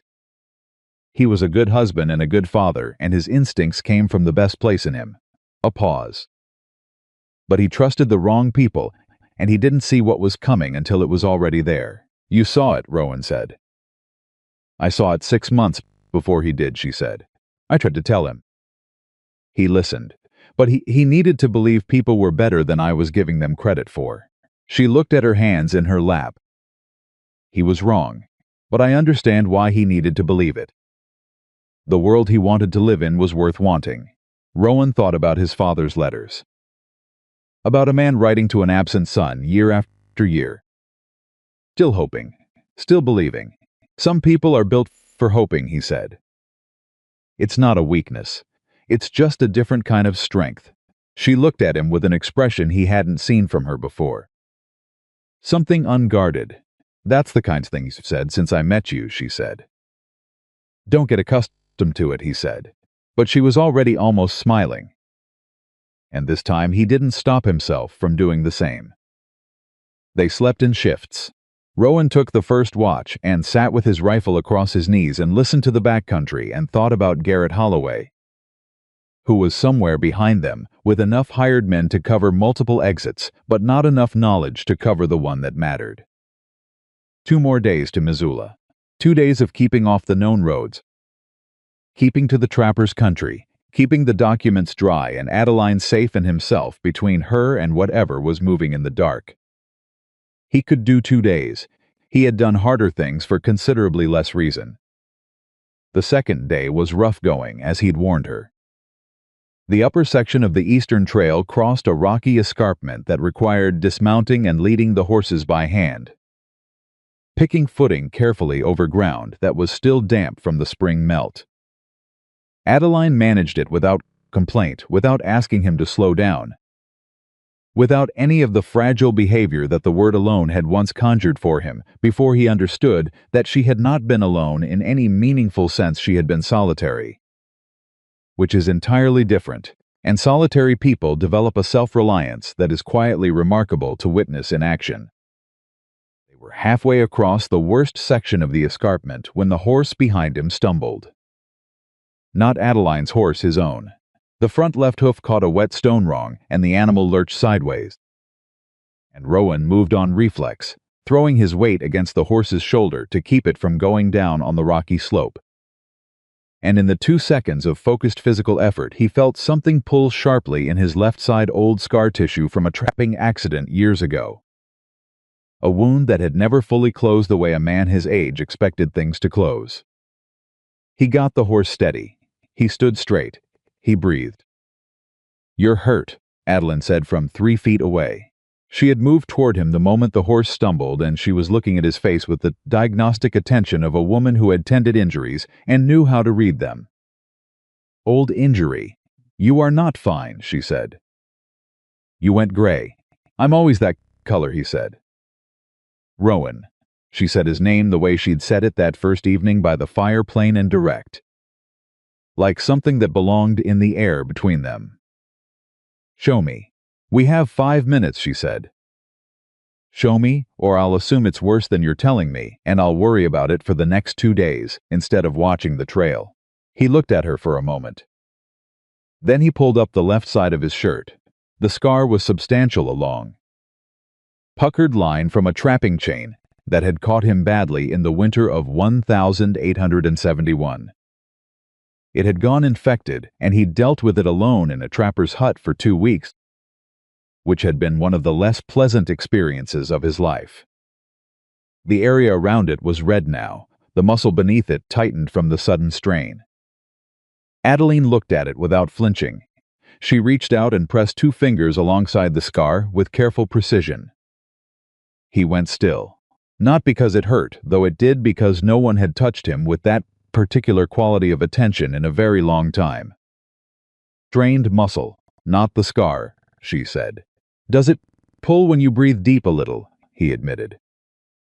"You need to wrap it. Do you have bandaging in your pack?" "I have cloth, that'll do." She was already moving to his horse's saddlebag. Efficient and matter-of-fact. And he stood there in the middle of a rocky escarpment in the Montana backcountry and let her find the cloth and return and wrap his ribs with a firmness and competence that told him she had done this before. "Thomas," he said, understanding without asking. Thomas had no sense about his own injuries, she said, smoothing the last layer flat with her palm. "He once rode 3 days on a broken rib because he didn't want to worry me." She stepped back. "Men have a peculiar relationship with their own pain." "That's true enough," he said. Better, he said, and meant it. She looked at him for one more moment, something crossing her face that she did not name, and that he did not ask her to name, and then she turned back to her horse and said, briskly, "Let's keep moving." They cleared the escarpment before noon. The lower country came easier after that, and by late afternoon they were on familiar enough terrain that Rowan could feel Missoula ahead of them, the way a man feels a destination not seen yet. But real, he was wrong about a second thing that day. He had believed Garrett's men were behind them. The rider came from the side from a shallow draw that ran parallel to the trail, a position that made no sense unless someone had ridden ahead and waited, which meant someone had known the eastern trail, or had guessed it, or had been told. young, hard-faced, with a hand already moving toward his holster as he cleared the draw. "Hold up," the rider said. Rowan put his horse between the rider and Adeline in one smooth movement. His rifle was across his saddle. He did not raise it. "Not yet help you?" Rowan said. "Mr. Holloway wants the woman's bag," the rider said.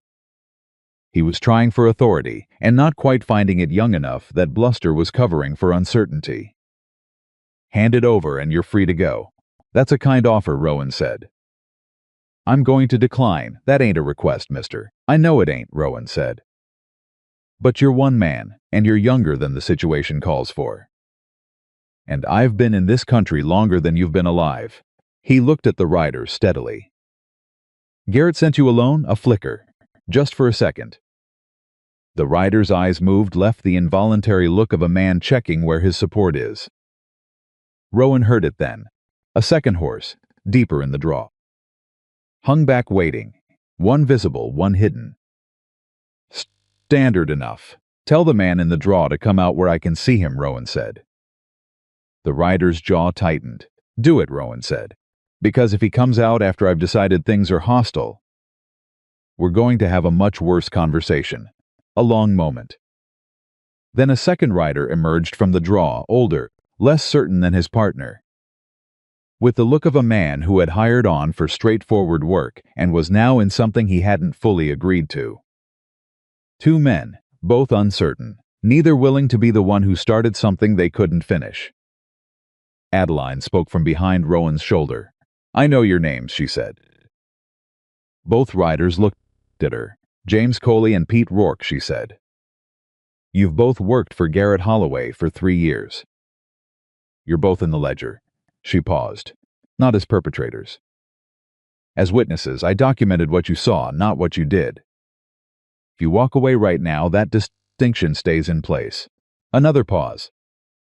"If you don't walk away, I'll make sure the federal marshal understands you were active participants." "It's a different charge." Silence.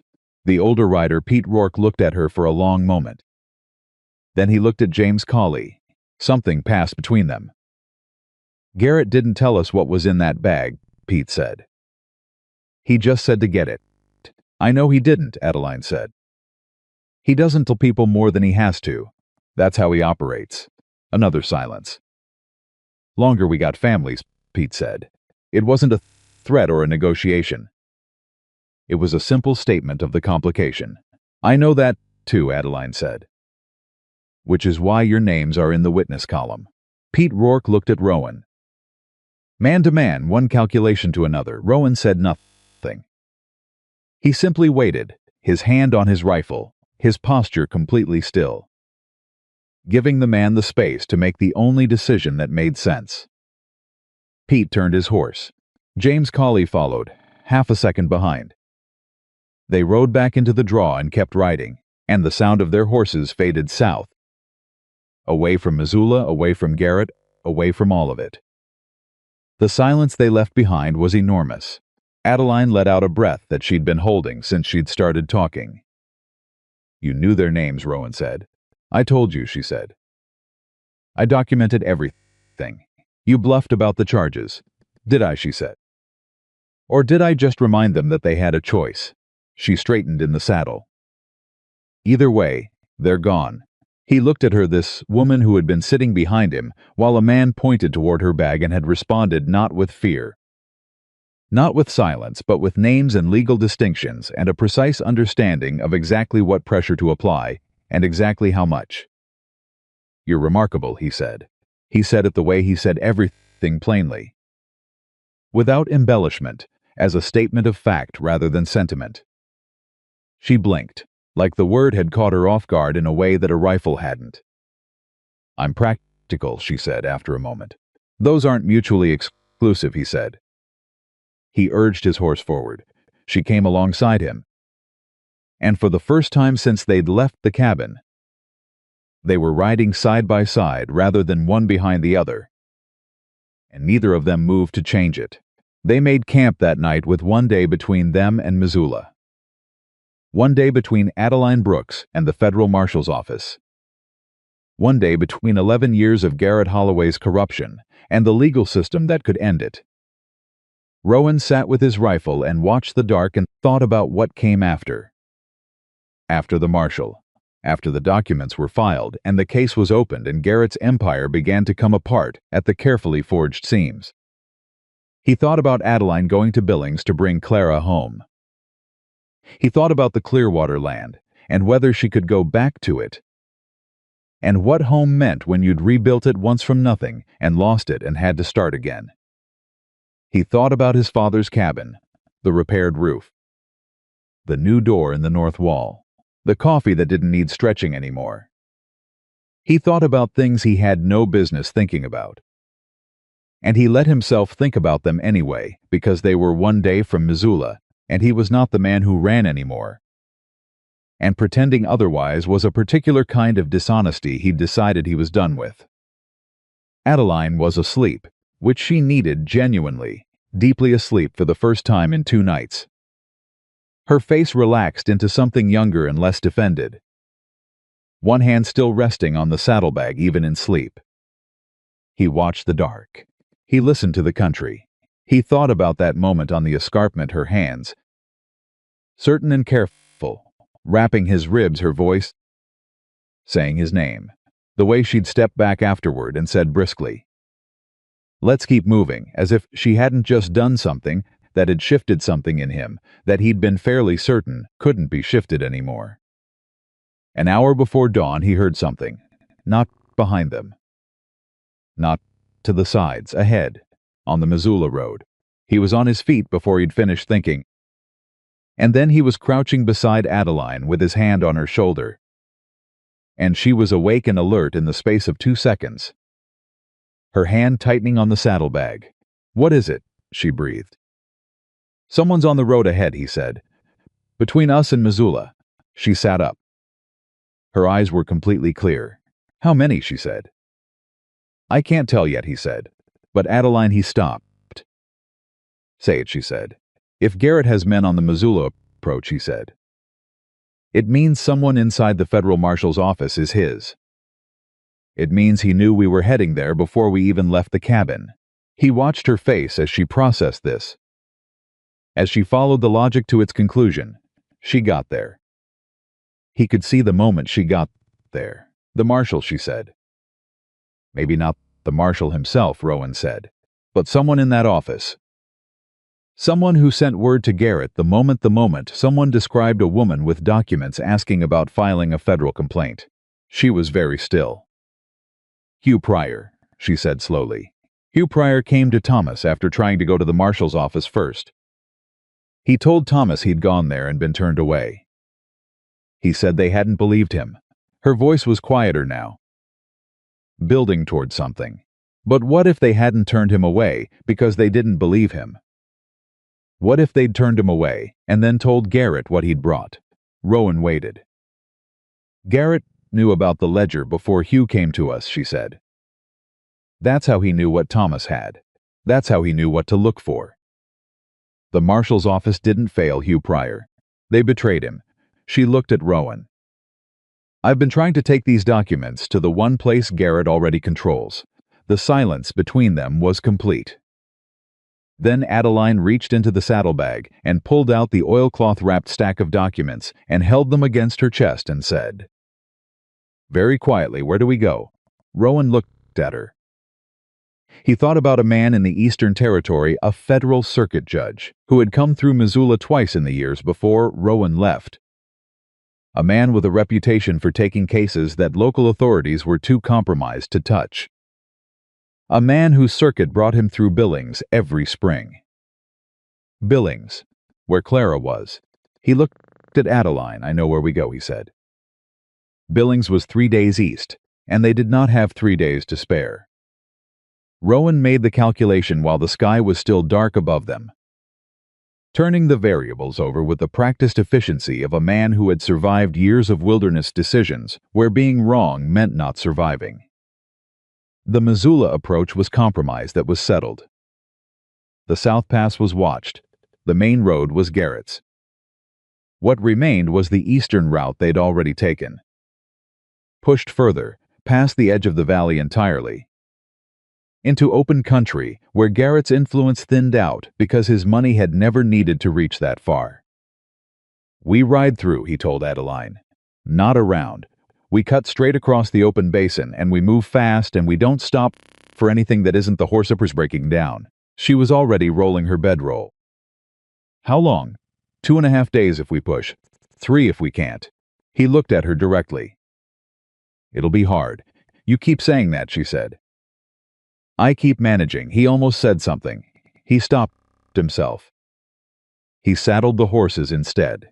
They were moving before the sky showed any color at all, navigating by the particular darkness that Rowan read the way other men read print, the shapes and textures of country he'd spent years learning.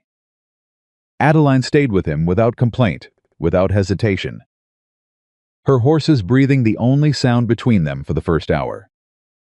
By the time dawn broke, they were already miles from where they'd camped, crossing the edge of the basin, and the feeling of open country after days of mountain cover was almost physical in exposure.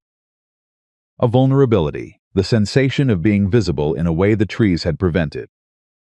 "Stay low," Rowan said. "Just don't sit tall. Don't give anyone on a ridge a clear outline, I know," she said. And she did know. She had been alive in dangerous country for 8 months before he arrived. She adjusted her posture without making anything of it. The first day of open riding was brutal in the way that honest hard work is brutal unadorned. Demanding, leaving no room for anything soft. They stopped twice, briefly, to water the horses and eat without dismounting. And the country rolled past them in long waves that were beautiful in the way Rowan had always found Montana beautiful and had always been too busy surviving to say so aloud. "The judge," Adeline said during one of these brief stops. "Tell me what you know about him." "His name is Elias Croft," Rowan said. "Federal Circuit Judge. I saw him work 2 cases in Missoula before I left. One was a land fraud case. Smaller scale than yours, but the same shape. False claim, false documents, a local authority too close to the defendant to be trustworthy." He handed her his water canteen. Croft didn't care about who was comfortable. He cared about what the evidence said. "That's what I need," she said. "That's what you've got," he said. "Assuming he's in Billings. When does his circuit bring him through?" "Late spring. Early summer, historically. We're inside that window." He looked at her. "We may get lucky. We've been lucky 3 times already," she said. The door in the north wall. The riders who turned back. The road ahead last night turning out to be 2 men on a supply run instead of Garrett's people. She handed the canteen back. "How much luck do you think we're carrying?" "Enough," he said. He meant it as a simple statement. Something about the way she looked at him when he said it told him she'd taken it as something more. And he didn't correct that. They rode. The second day brought wind from the north. Cold and insistent, the kind of spring weather that Montana produced without apology, when you'd made the mistake of expecting anything predictable. Adeline wore everything she had and didn't mention it. Rowan watched her from the corner of his eye and thought about what she must have been in those 8 months alone cold. Rationed, carrying grief and fear and a little girl's future in a stack of papers on a cabin table. And choosing every single morning to keep going. He had run from less. He thought about that plainly, without flinching from it. He had run from a woman who hadn't wanted him, and a father who'd needed him, and a life that felt too full of pain to stay inside of. He had called it a decision. Adeline had called it what it was running, and she'd said it gently enough that it hadn't felt like an accusation. It had felt like someone handing him a truth he'd been avoiding carrying. "What are you thinking about?" she said. She could apparently feel him thinking. "That was a new experience." "My father," he said. "Tell me something about him," she said. "Something that isn't in the letters." He thought about it for a moment. "He could not cook a single thing successfully," he said. "Not one thing. He burned water. I am not exaggerating. He survived primarily on salt pork and the generosity of neighbors who felt sorry for him." He paused. "When my mother was alive, the kitchen was her domain, and he understood this, and was grateful." After she died, we ate a great many things that were not technically food. Adeline made a sound that was unmistakably a laugh, brief and genuine, and startled out of her. The laugh of someone who hadn't expected to find something funny. The sound of it did something to Rowan's chest that he did not examine too closely. Thomas was the opposite, she said when she recovered. He could cook anything. He'd grown up with 4 sisters and a mother who believed men should be capable of feeding themselves. She smiled at something private. He made a venison stew that people asked after for years. Clara used to sit on the counter and watch him. The smile held for a moment, then went softer. She hasn't a proper venison stew since October. She will again, Rowan said. Yes, Adeline said. She will. The certainty in his voice had placed itself under her words like a foundation. And she let it hold. They were an hour outside of Billings when everything nearly came apart. Not from Garrett, not from hired men or compromised marshals or any of the dangers they'd been tracking and calculating against for 3 days. It came from something smaller and more absolute. Adeline's horse went lame. The right foreleg, a stone bruise caught on a piece of rough ground. The animal beginning to favor it gradually and then suddenly, very obviously. She felt it before Rowan saw it, pulling up immediately. Dismounting before he could say anything, she looked at the leg. She looked at the distance remaining. She looked at Rowan. I can double with you, she said, or I can walk. It isn't that far, we double, he said immediately. He didn't like the idea of arriving in Billings visible and slower. But he liked less the idea of Adeline walking a mile with the documents while he rode ahead. He was not leaving her side. That decision had been made somewhere in the back country 2 days ago, and he had not revisited it. She secured the lame horse to a tree with enough rope to graze. And she climbed up behind Rowan, and the horse adjusted to the weight of 2 people without complaint. And they rode the last hour into Billings with her arms around his waist, and neither of them saying anything about it. He was aware of every point of contact. He kept his eyes on the road. Billings had the particular energy of a territory town that was becoming something else, the edge of civilization pressing in from both sides. The old ways and the new ones arguing in the width of every street. They came in from the western approach, unremarkable. Dusty 2 people on a tired horse, and Rowan kept their pace even and their path direct. My sister's house first, Adeline said. I know, he said. The address was one she'd carried in her head for 8 months. A house on the east side of town, modest, well kept. Belonging to a woman named Ruth Alcott who had Adeline's same quality of stillness. Rowan noticed when she opened the door and saw her sister standing in front of her. Ruth's face moved through about 6 things in 2 seconds. Then she stepped forward and put her arms around Adeline without speaking. And Adeline held on with the particular grip of someone who has been not holding on for a very long time. Rowan stood back. He was good at standing back, after a moment. Adeline pulled away and looked at her sister's face. Clara, she's fine, Ruth said. She's wonderful. She's been asking for you every day. A pause, her eyes moving to Rowan over Adeline's shoulder. Who is this? The man who owns my cabin, Adeline said. And a great deal more than that at this point. She turned. Rowan Mercer, my sister Ruth Alcott. Ruth looked at him with the evaluating look of a woman who loves her sister and has been worrying about her for 8 months and wants to understand exactly what she's looking at. He met her gaze directly and said, ma'am, and nothing else. Because he'd learned that in moments like this, less was considerably more. Something in Ruth's expression settled slightly, not fully, but slightly. Come inside, she said. Adeline found Clara in the back room, playing with a set of carved wooden animals that Ruth's husband had made her.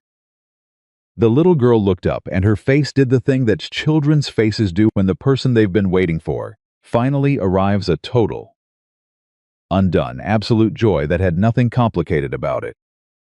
Mama. Adeline was on her knees in 2 steps. She held her daughter with both arms, and her eyes were closed and her face was doing everything she'd kept it from doing for 8 months.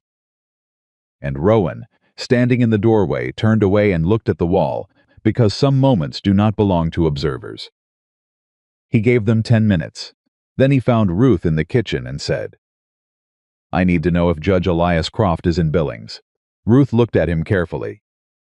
"Why?" "Because your sister has federal evidence of land fraud and murder, and we need to get it in front of a judge who isn't owned by the man responsible." He said it plainly, without drama, the way he said things that were urgent and true.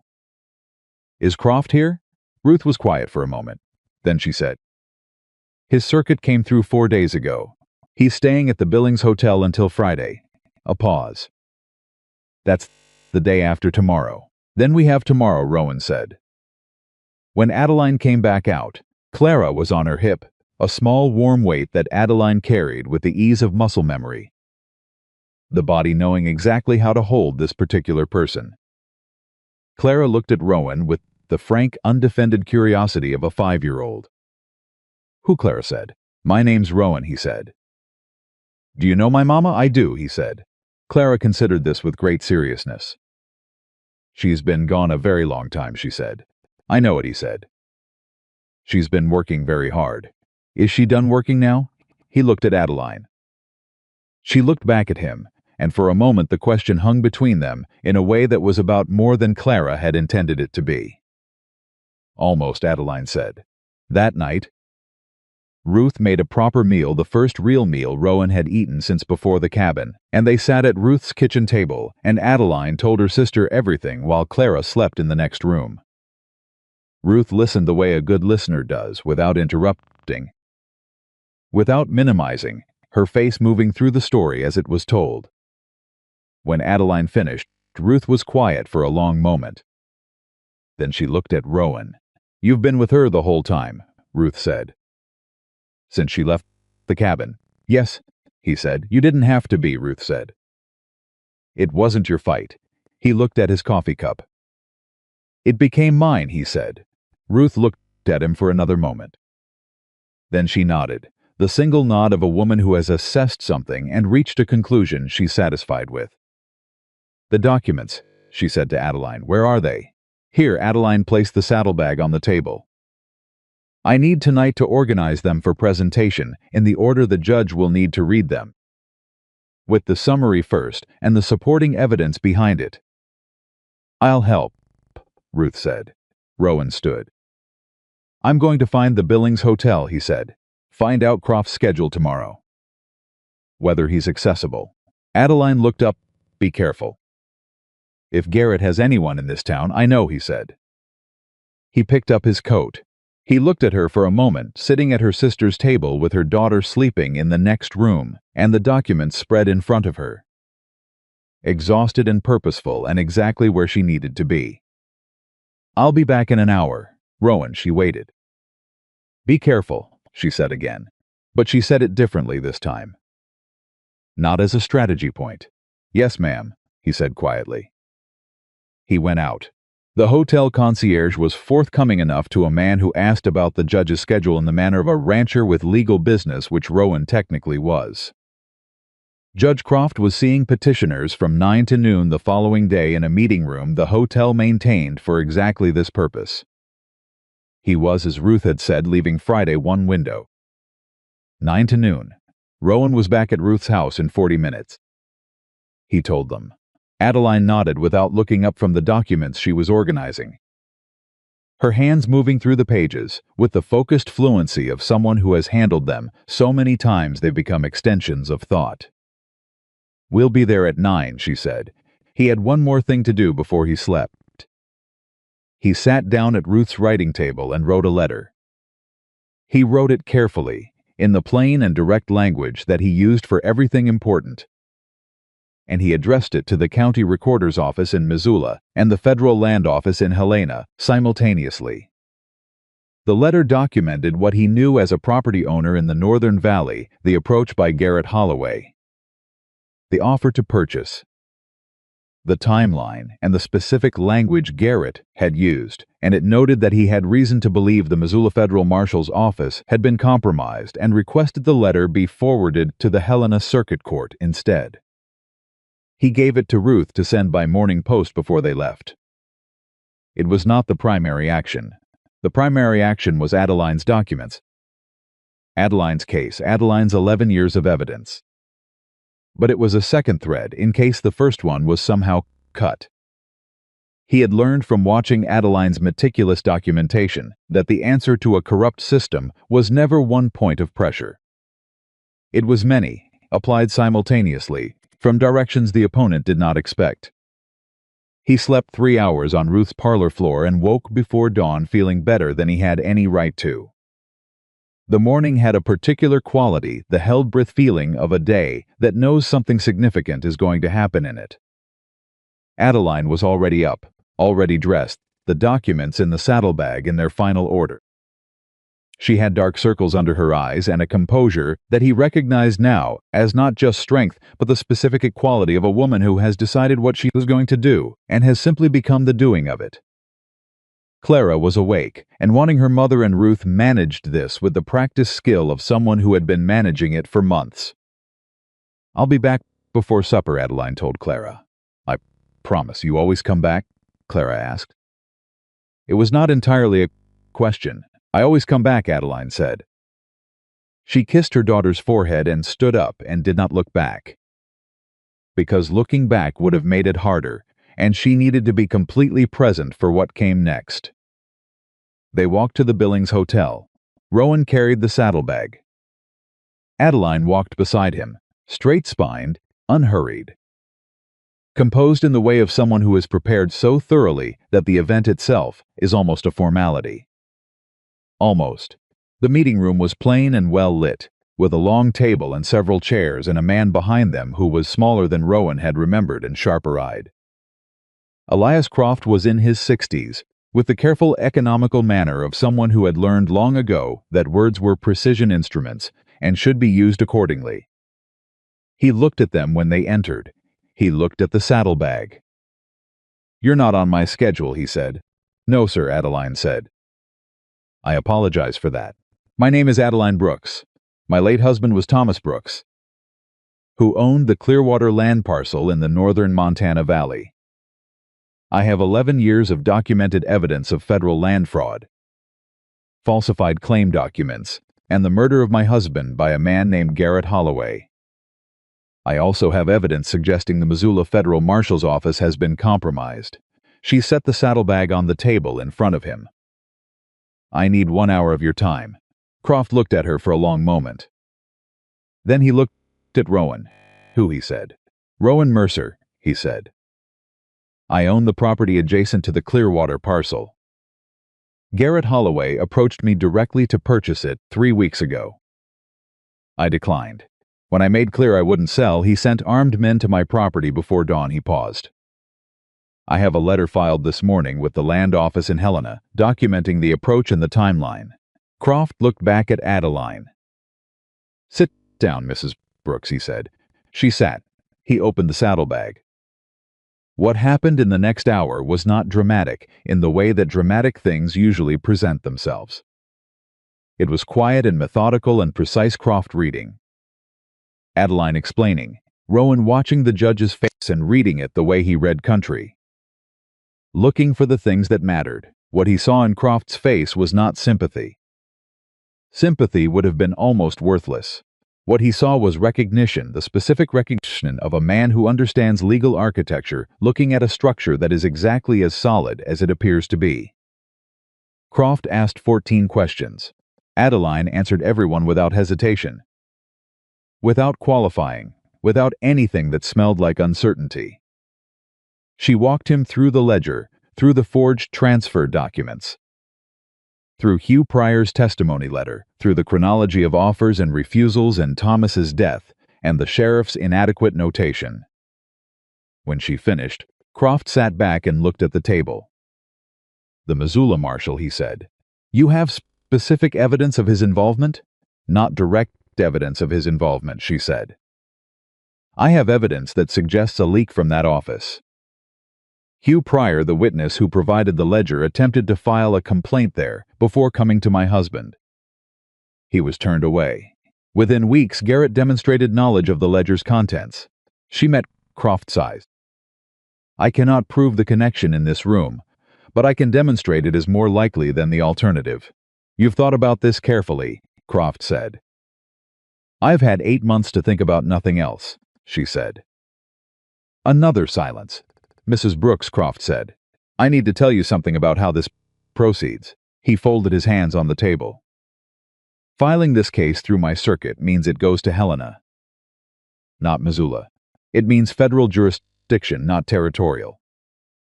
It means Garrett Holloway cannot reach the proceeding through his local connections. He paused.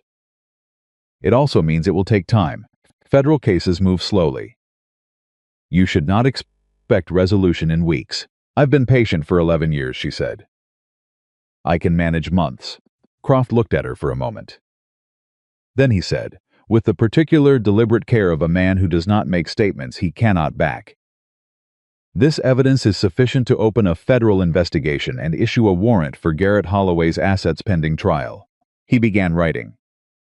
I will also be writing to the Attorney General's office regarding the Missoula situation. He looked up. Can you remain in Billings while I verify the initial chain of documents? 4 days, perhaps 5. My daughter is here, Adeline said. Yes. Croft nodded. He signed something. He handed Adeline a document of formal receipt of evidence. The case number already assigned, his signature at the bottom. She held it with both hands. She looked at it for a long moment. She did not cry. She had held herself together through 8 months and 3 days of hard riding, and men with guns and a compromised marshal's office and a lame horse and every other thing the world had placed in front of her. And she held herself together now in this plain room, holding the piece of paper that meant it had not been for nothing. But her hands were not entirely steady. Rowan was sitting beside her. Without making anything of it, without announcing it, he put his hand over hers on the document.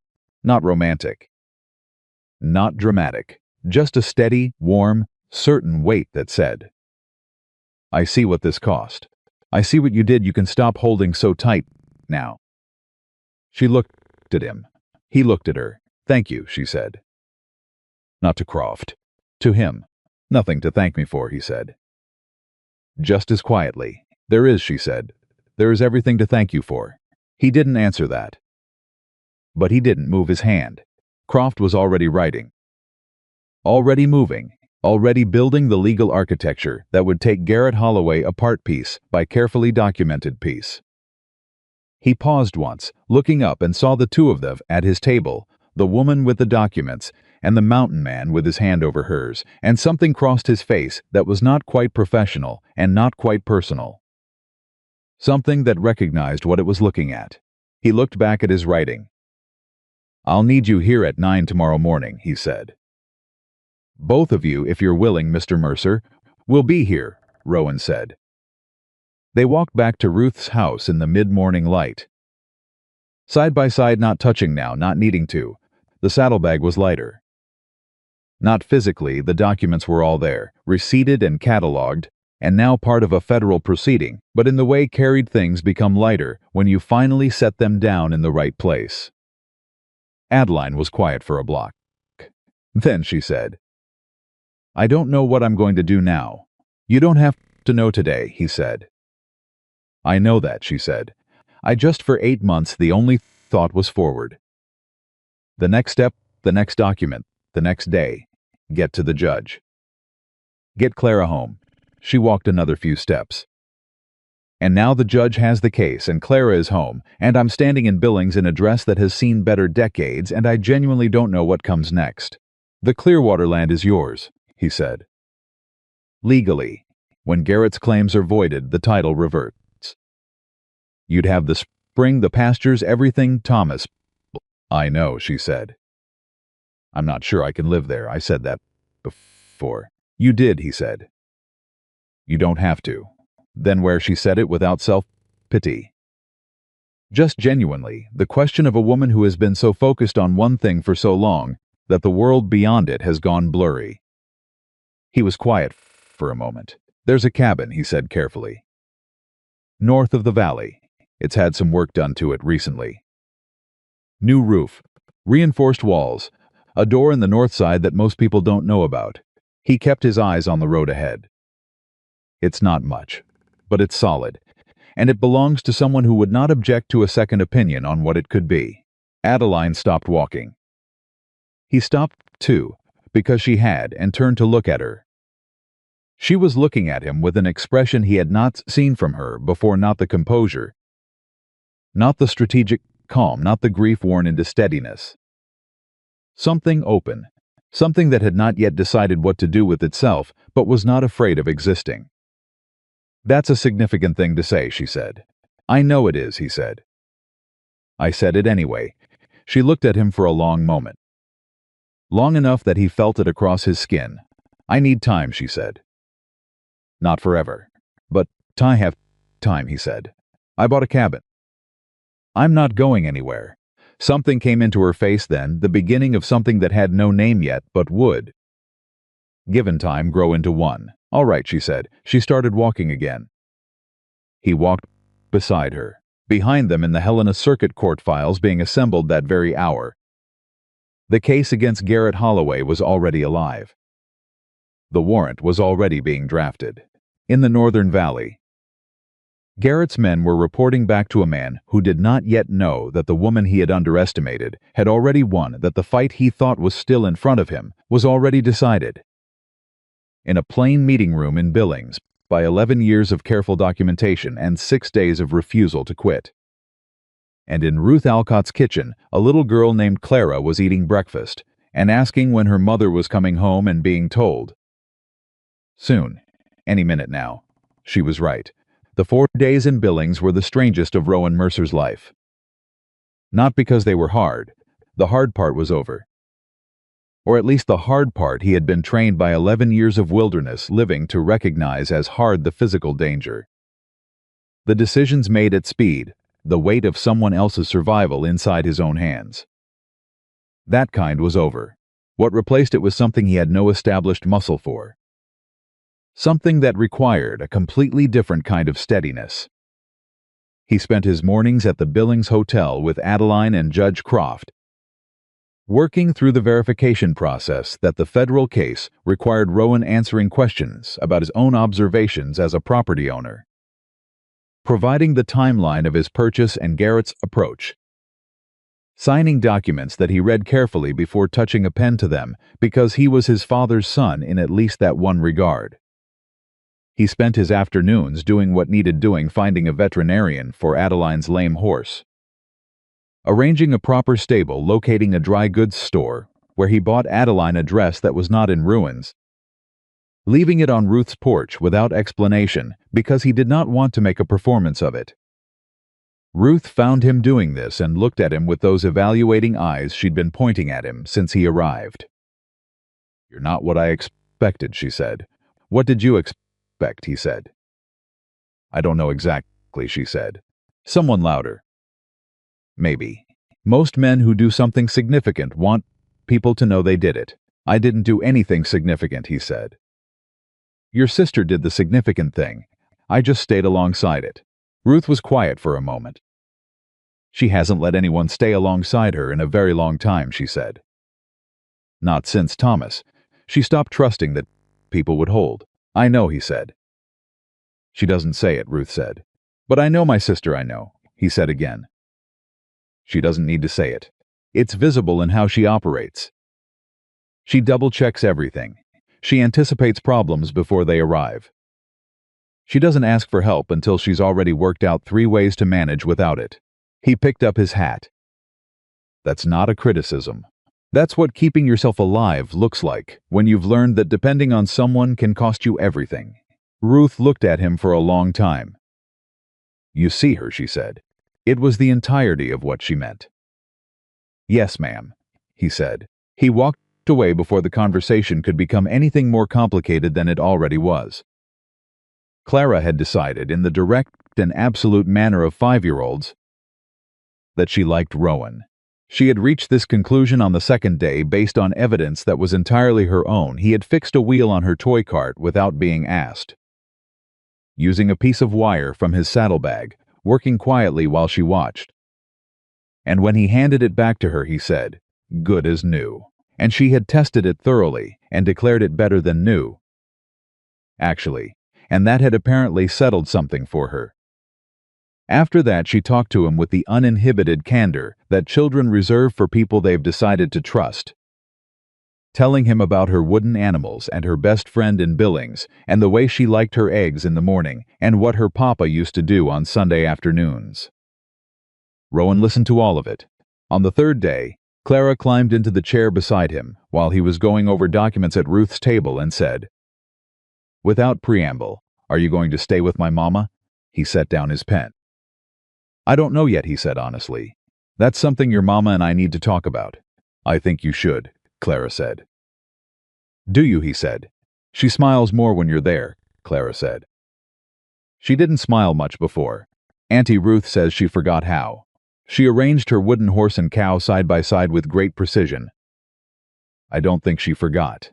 I think she just stopped having a reason. Rowan looked at this small, serious child who had her mother's eyes and her mother's particular quality of seeing straight to the center of things. "You're very perceptive," he said. "Mama says that too," Clara said. "I don't know what it means, but I think it's good." "It's good," he confirmed. He picked his pen back up. Clara stayed in the chair beside him and arranged her animals in various configurations and did not bother him further, apparently satisfied that the conversation had concluded satisfactorily. On the third evening, Croft sent word that the initial verification was complete, that the warrant for Garrett Holloway's assets had been signed and dispatched to a federal marshal in Helena, not Missoula, and that the case was formally open. He also informed them, through a short and precisely worded note, that a separate inquiry into the Missoula Federal Marshal's Office had been initiated at the Attorney General's level, which was above and beyond what either of them had asked for, and which meant that someone in Helena had looked at the documentation and understood immediately what it represented. Adeline read the note at Ruth's kitchen table. She read it twice. Then she set it down and pressed both hands flat on the table and breathed, slowly, all the way in and all the way out. Rowan sat across from her. He waited. "It's done," she said. "Not finished, the case will take months." "But it's done." "Yes," he said. "He can't stop it now," she said. "Even if she stopped. Even if something happened to me. The case is federal. The documents are in federal custody. The warrant is issued." Her voice was completely steady. "He cannot make this disappear." "No," Rowan said. "He cannot." She looked at the note for another moment. Then she looked up at him, and whatever had been held behind her eyes for the entirety of the time he'd known her, the discipline, the composure, the absolute refusal to let the cost of all of this show in a way that might compromise her ability to keep moving, some of it released. Not all of it. She was still Adeline Brooks, and that was not a woman who came apart. But some of it released, and what was underneath was something quieter and more complicated and more real than the strength she'd been showing him. "I'm tired," simply. "I know," he said. "I don't mean tonight. I mean, I have been tired for a year. I have been tired in a way that sleep doesn't fix. And I kept going because I had to keep going, and now I don't have to keep going in quite the same way, and I don't entirely know what to do with that." "You rest," he said. "That's what you do. Just like that," she said. "Just like that," he said. She looked at him with expression that was almost exasperated and almost grateful, and was entirely genuine. "You make it sound simple," he said. "Not easy, but simple," she almost laughed. He could see it move through her and not quite arrive. "You are the most uncomplicated man I have ever met," she said. "I'll take that," he said. This time she did laugh.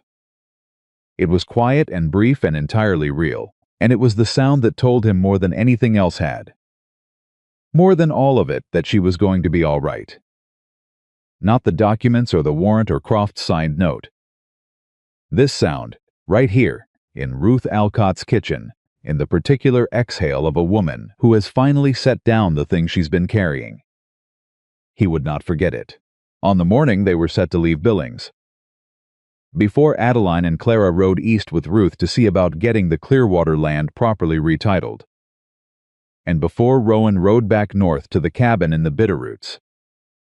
They sat together on Ruth's porch in the early light and drank real coffee not stretched. Not thin, real coffee, and said almost nothing for a long while.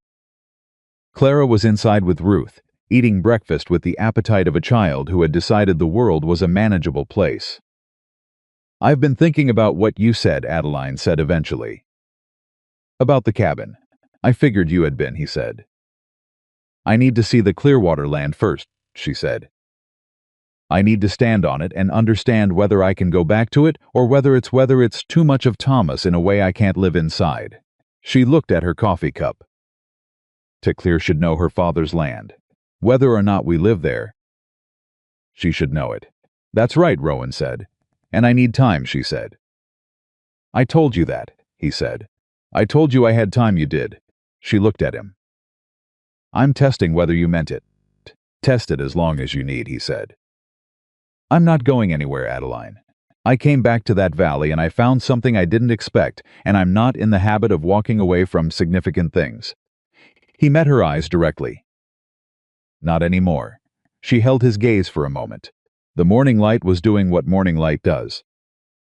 And she looked tired and capable and real in it, nothing softened or idealized.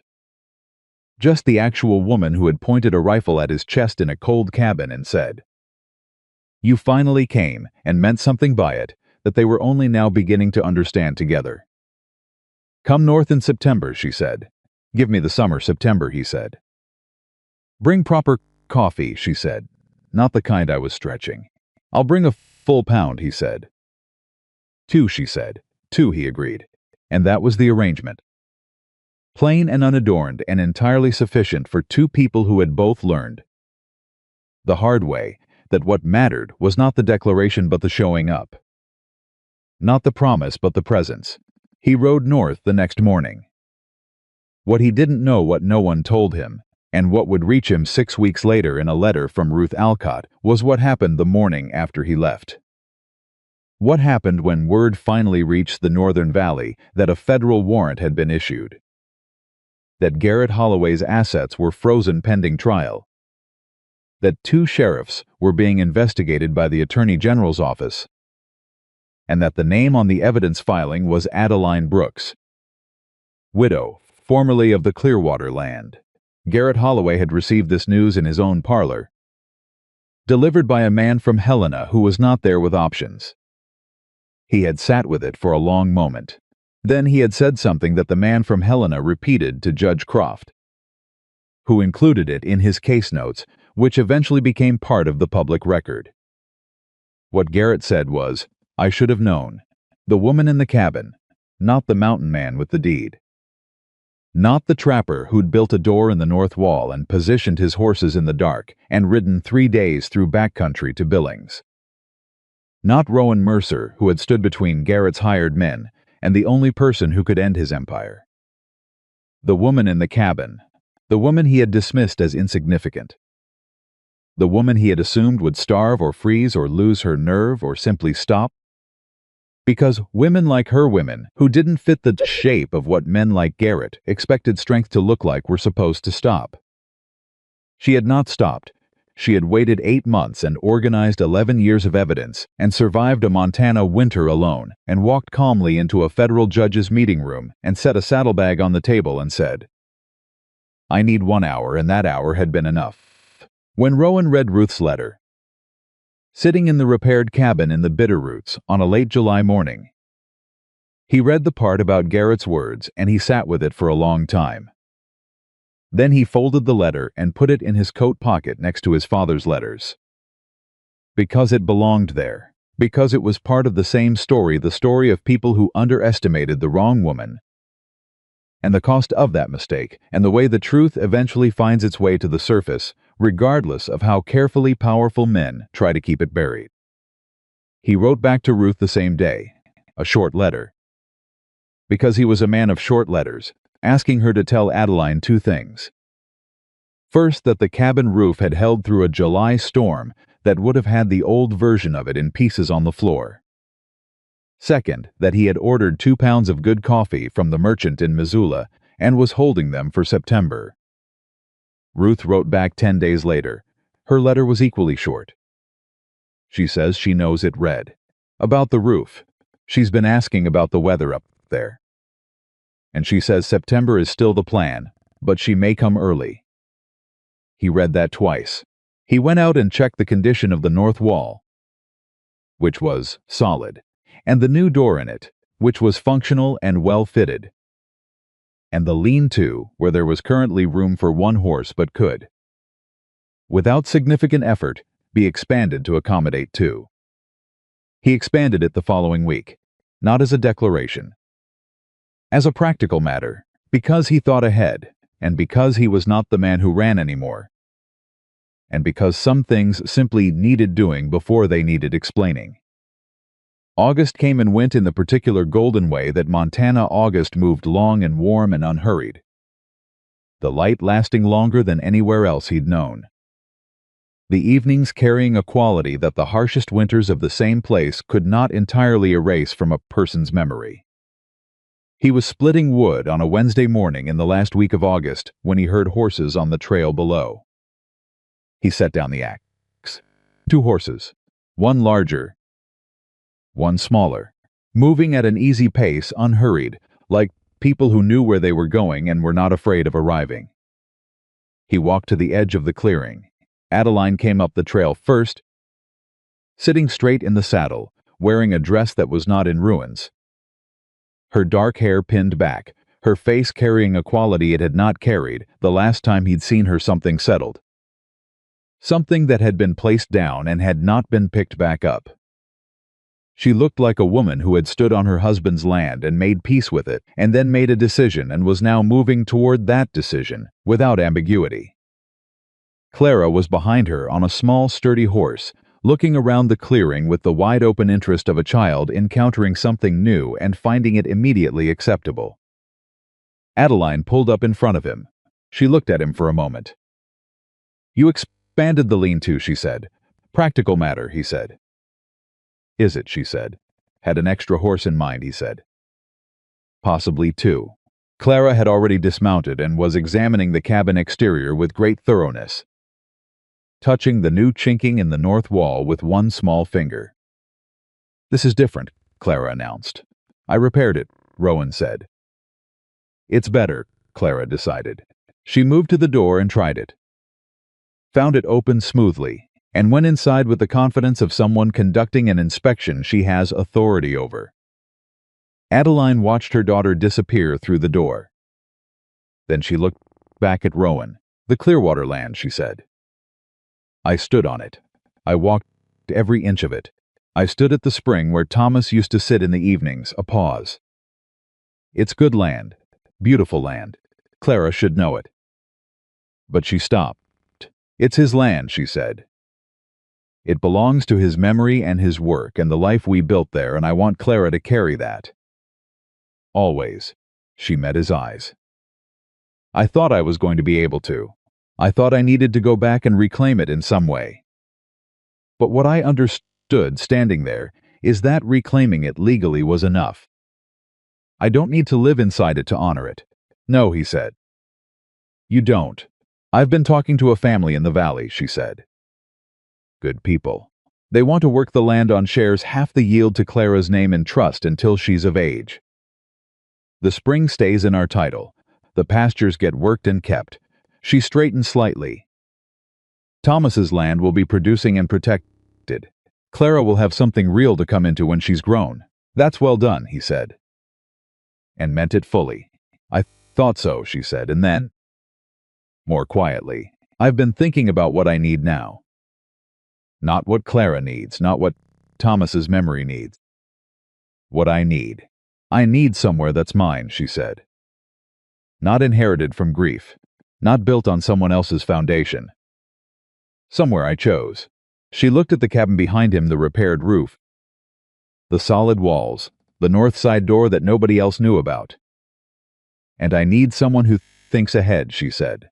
Someone who builds doors and walls before they're needed. Someone who positions the horses in the dark and doesn't announce it.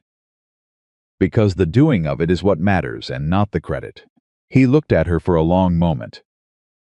I'm not a simple man to know, he said. I want to be honest about that. I have years of habits that aren't easily broken. I run quiet. I'm better with decisions than I am with words. I have 11 years of being alone built into how I move through the world. I know all of that, she said. You've had 3 months to consider it, he said. I mean it as real information, not modesty. Rowan. She said his name the way she'd always said it, plain.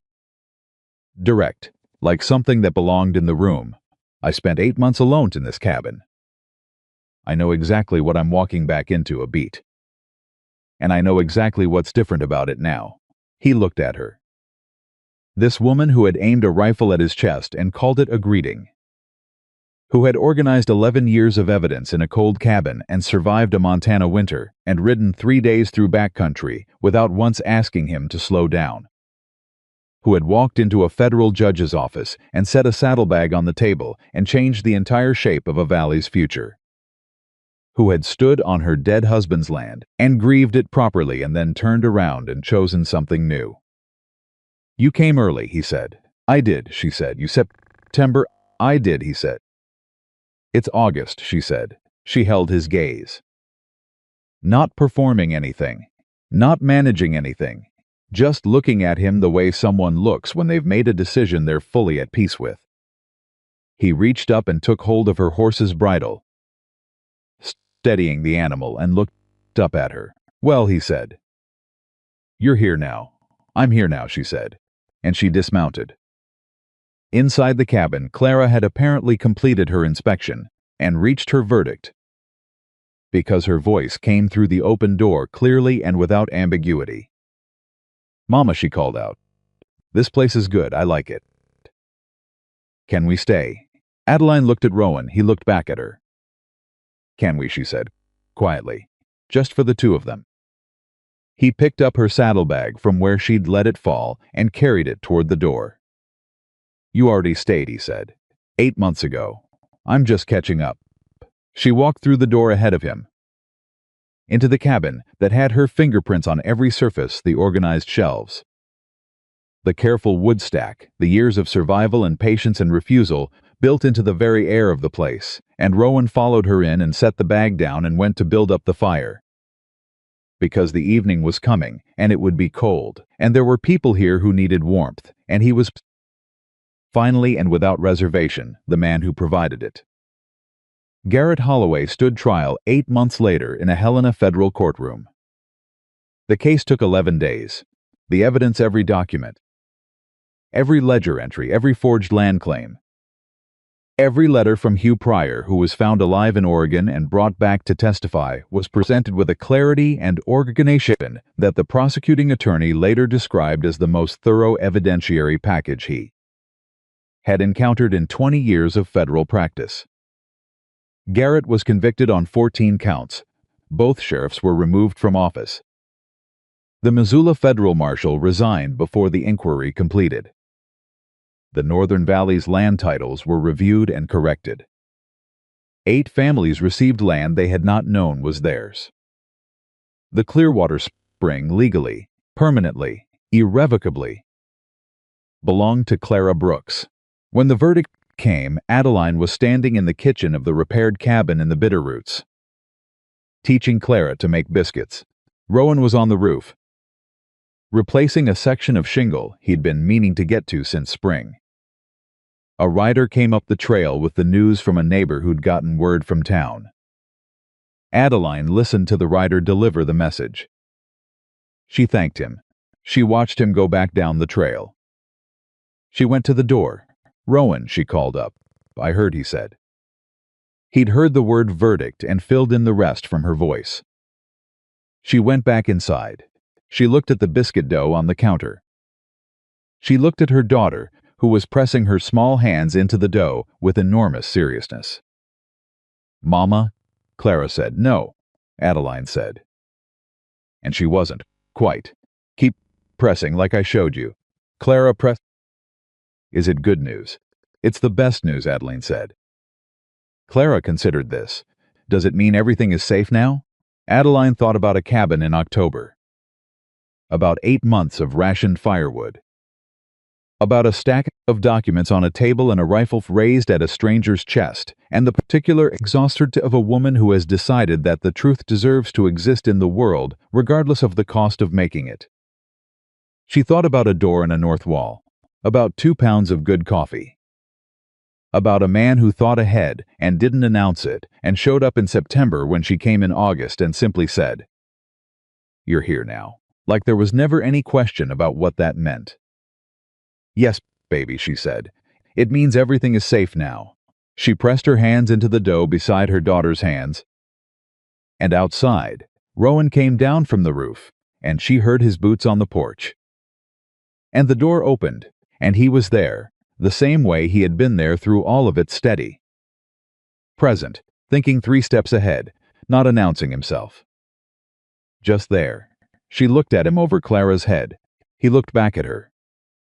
No performance, no ceremony. Just 2 people in a cabin in the Montana mountains who had, separately, believed they were done and had found, in the space between a rifle barrel and a deed for $1, something neither of them had planned for and both of them had needed.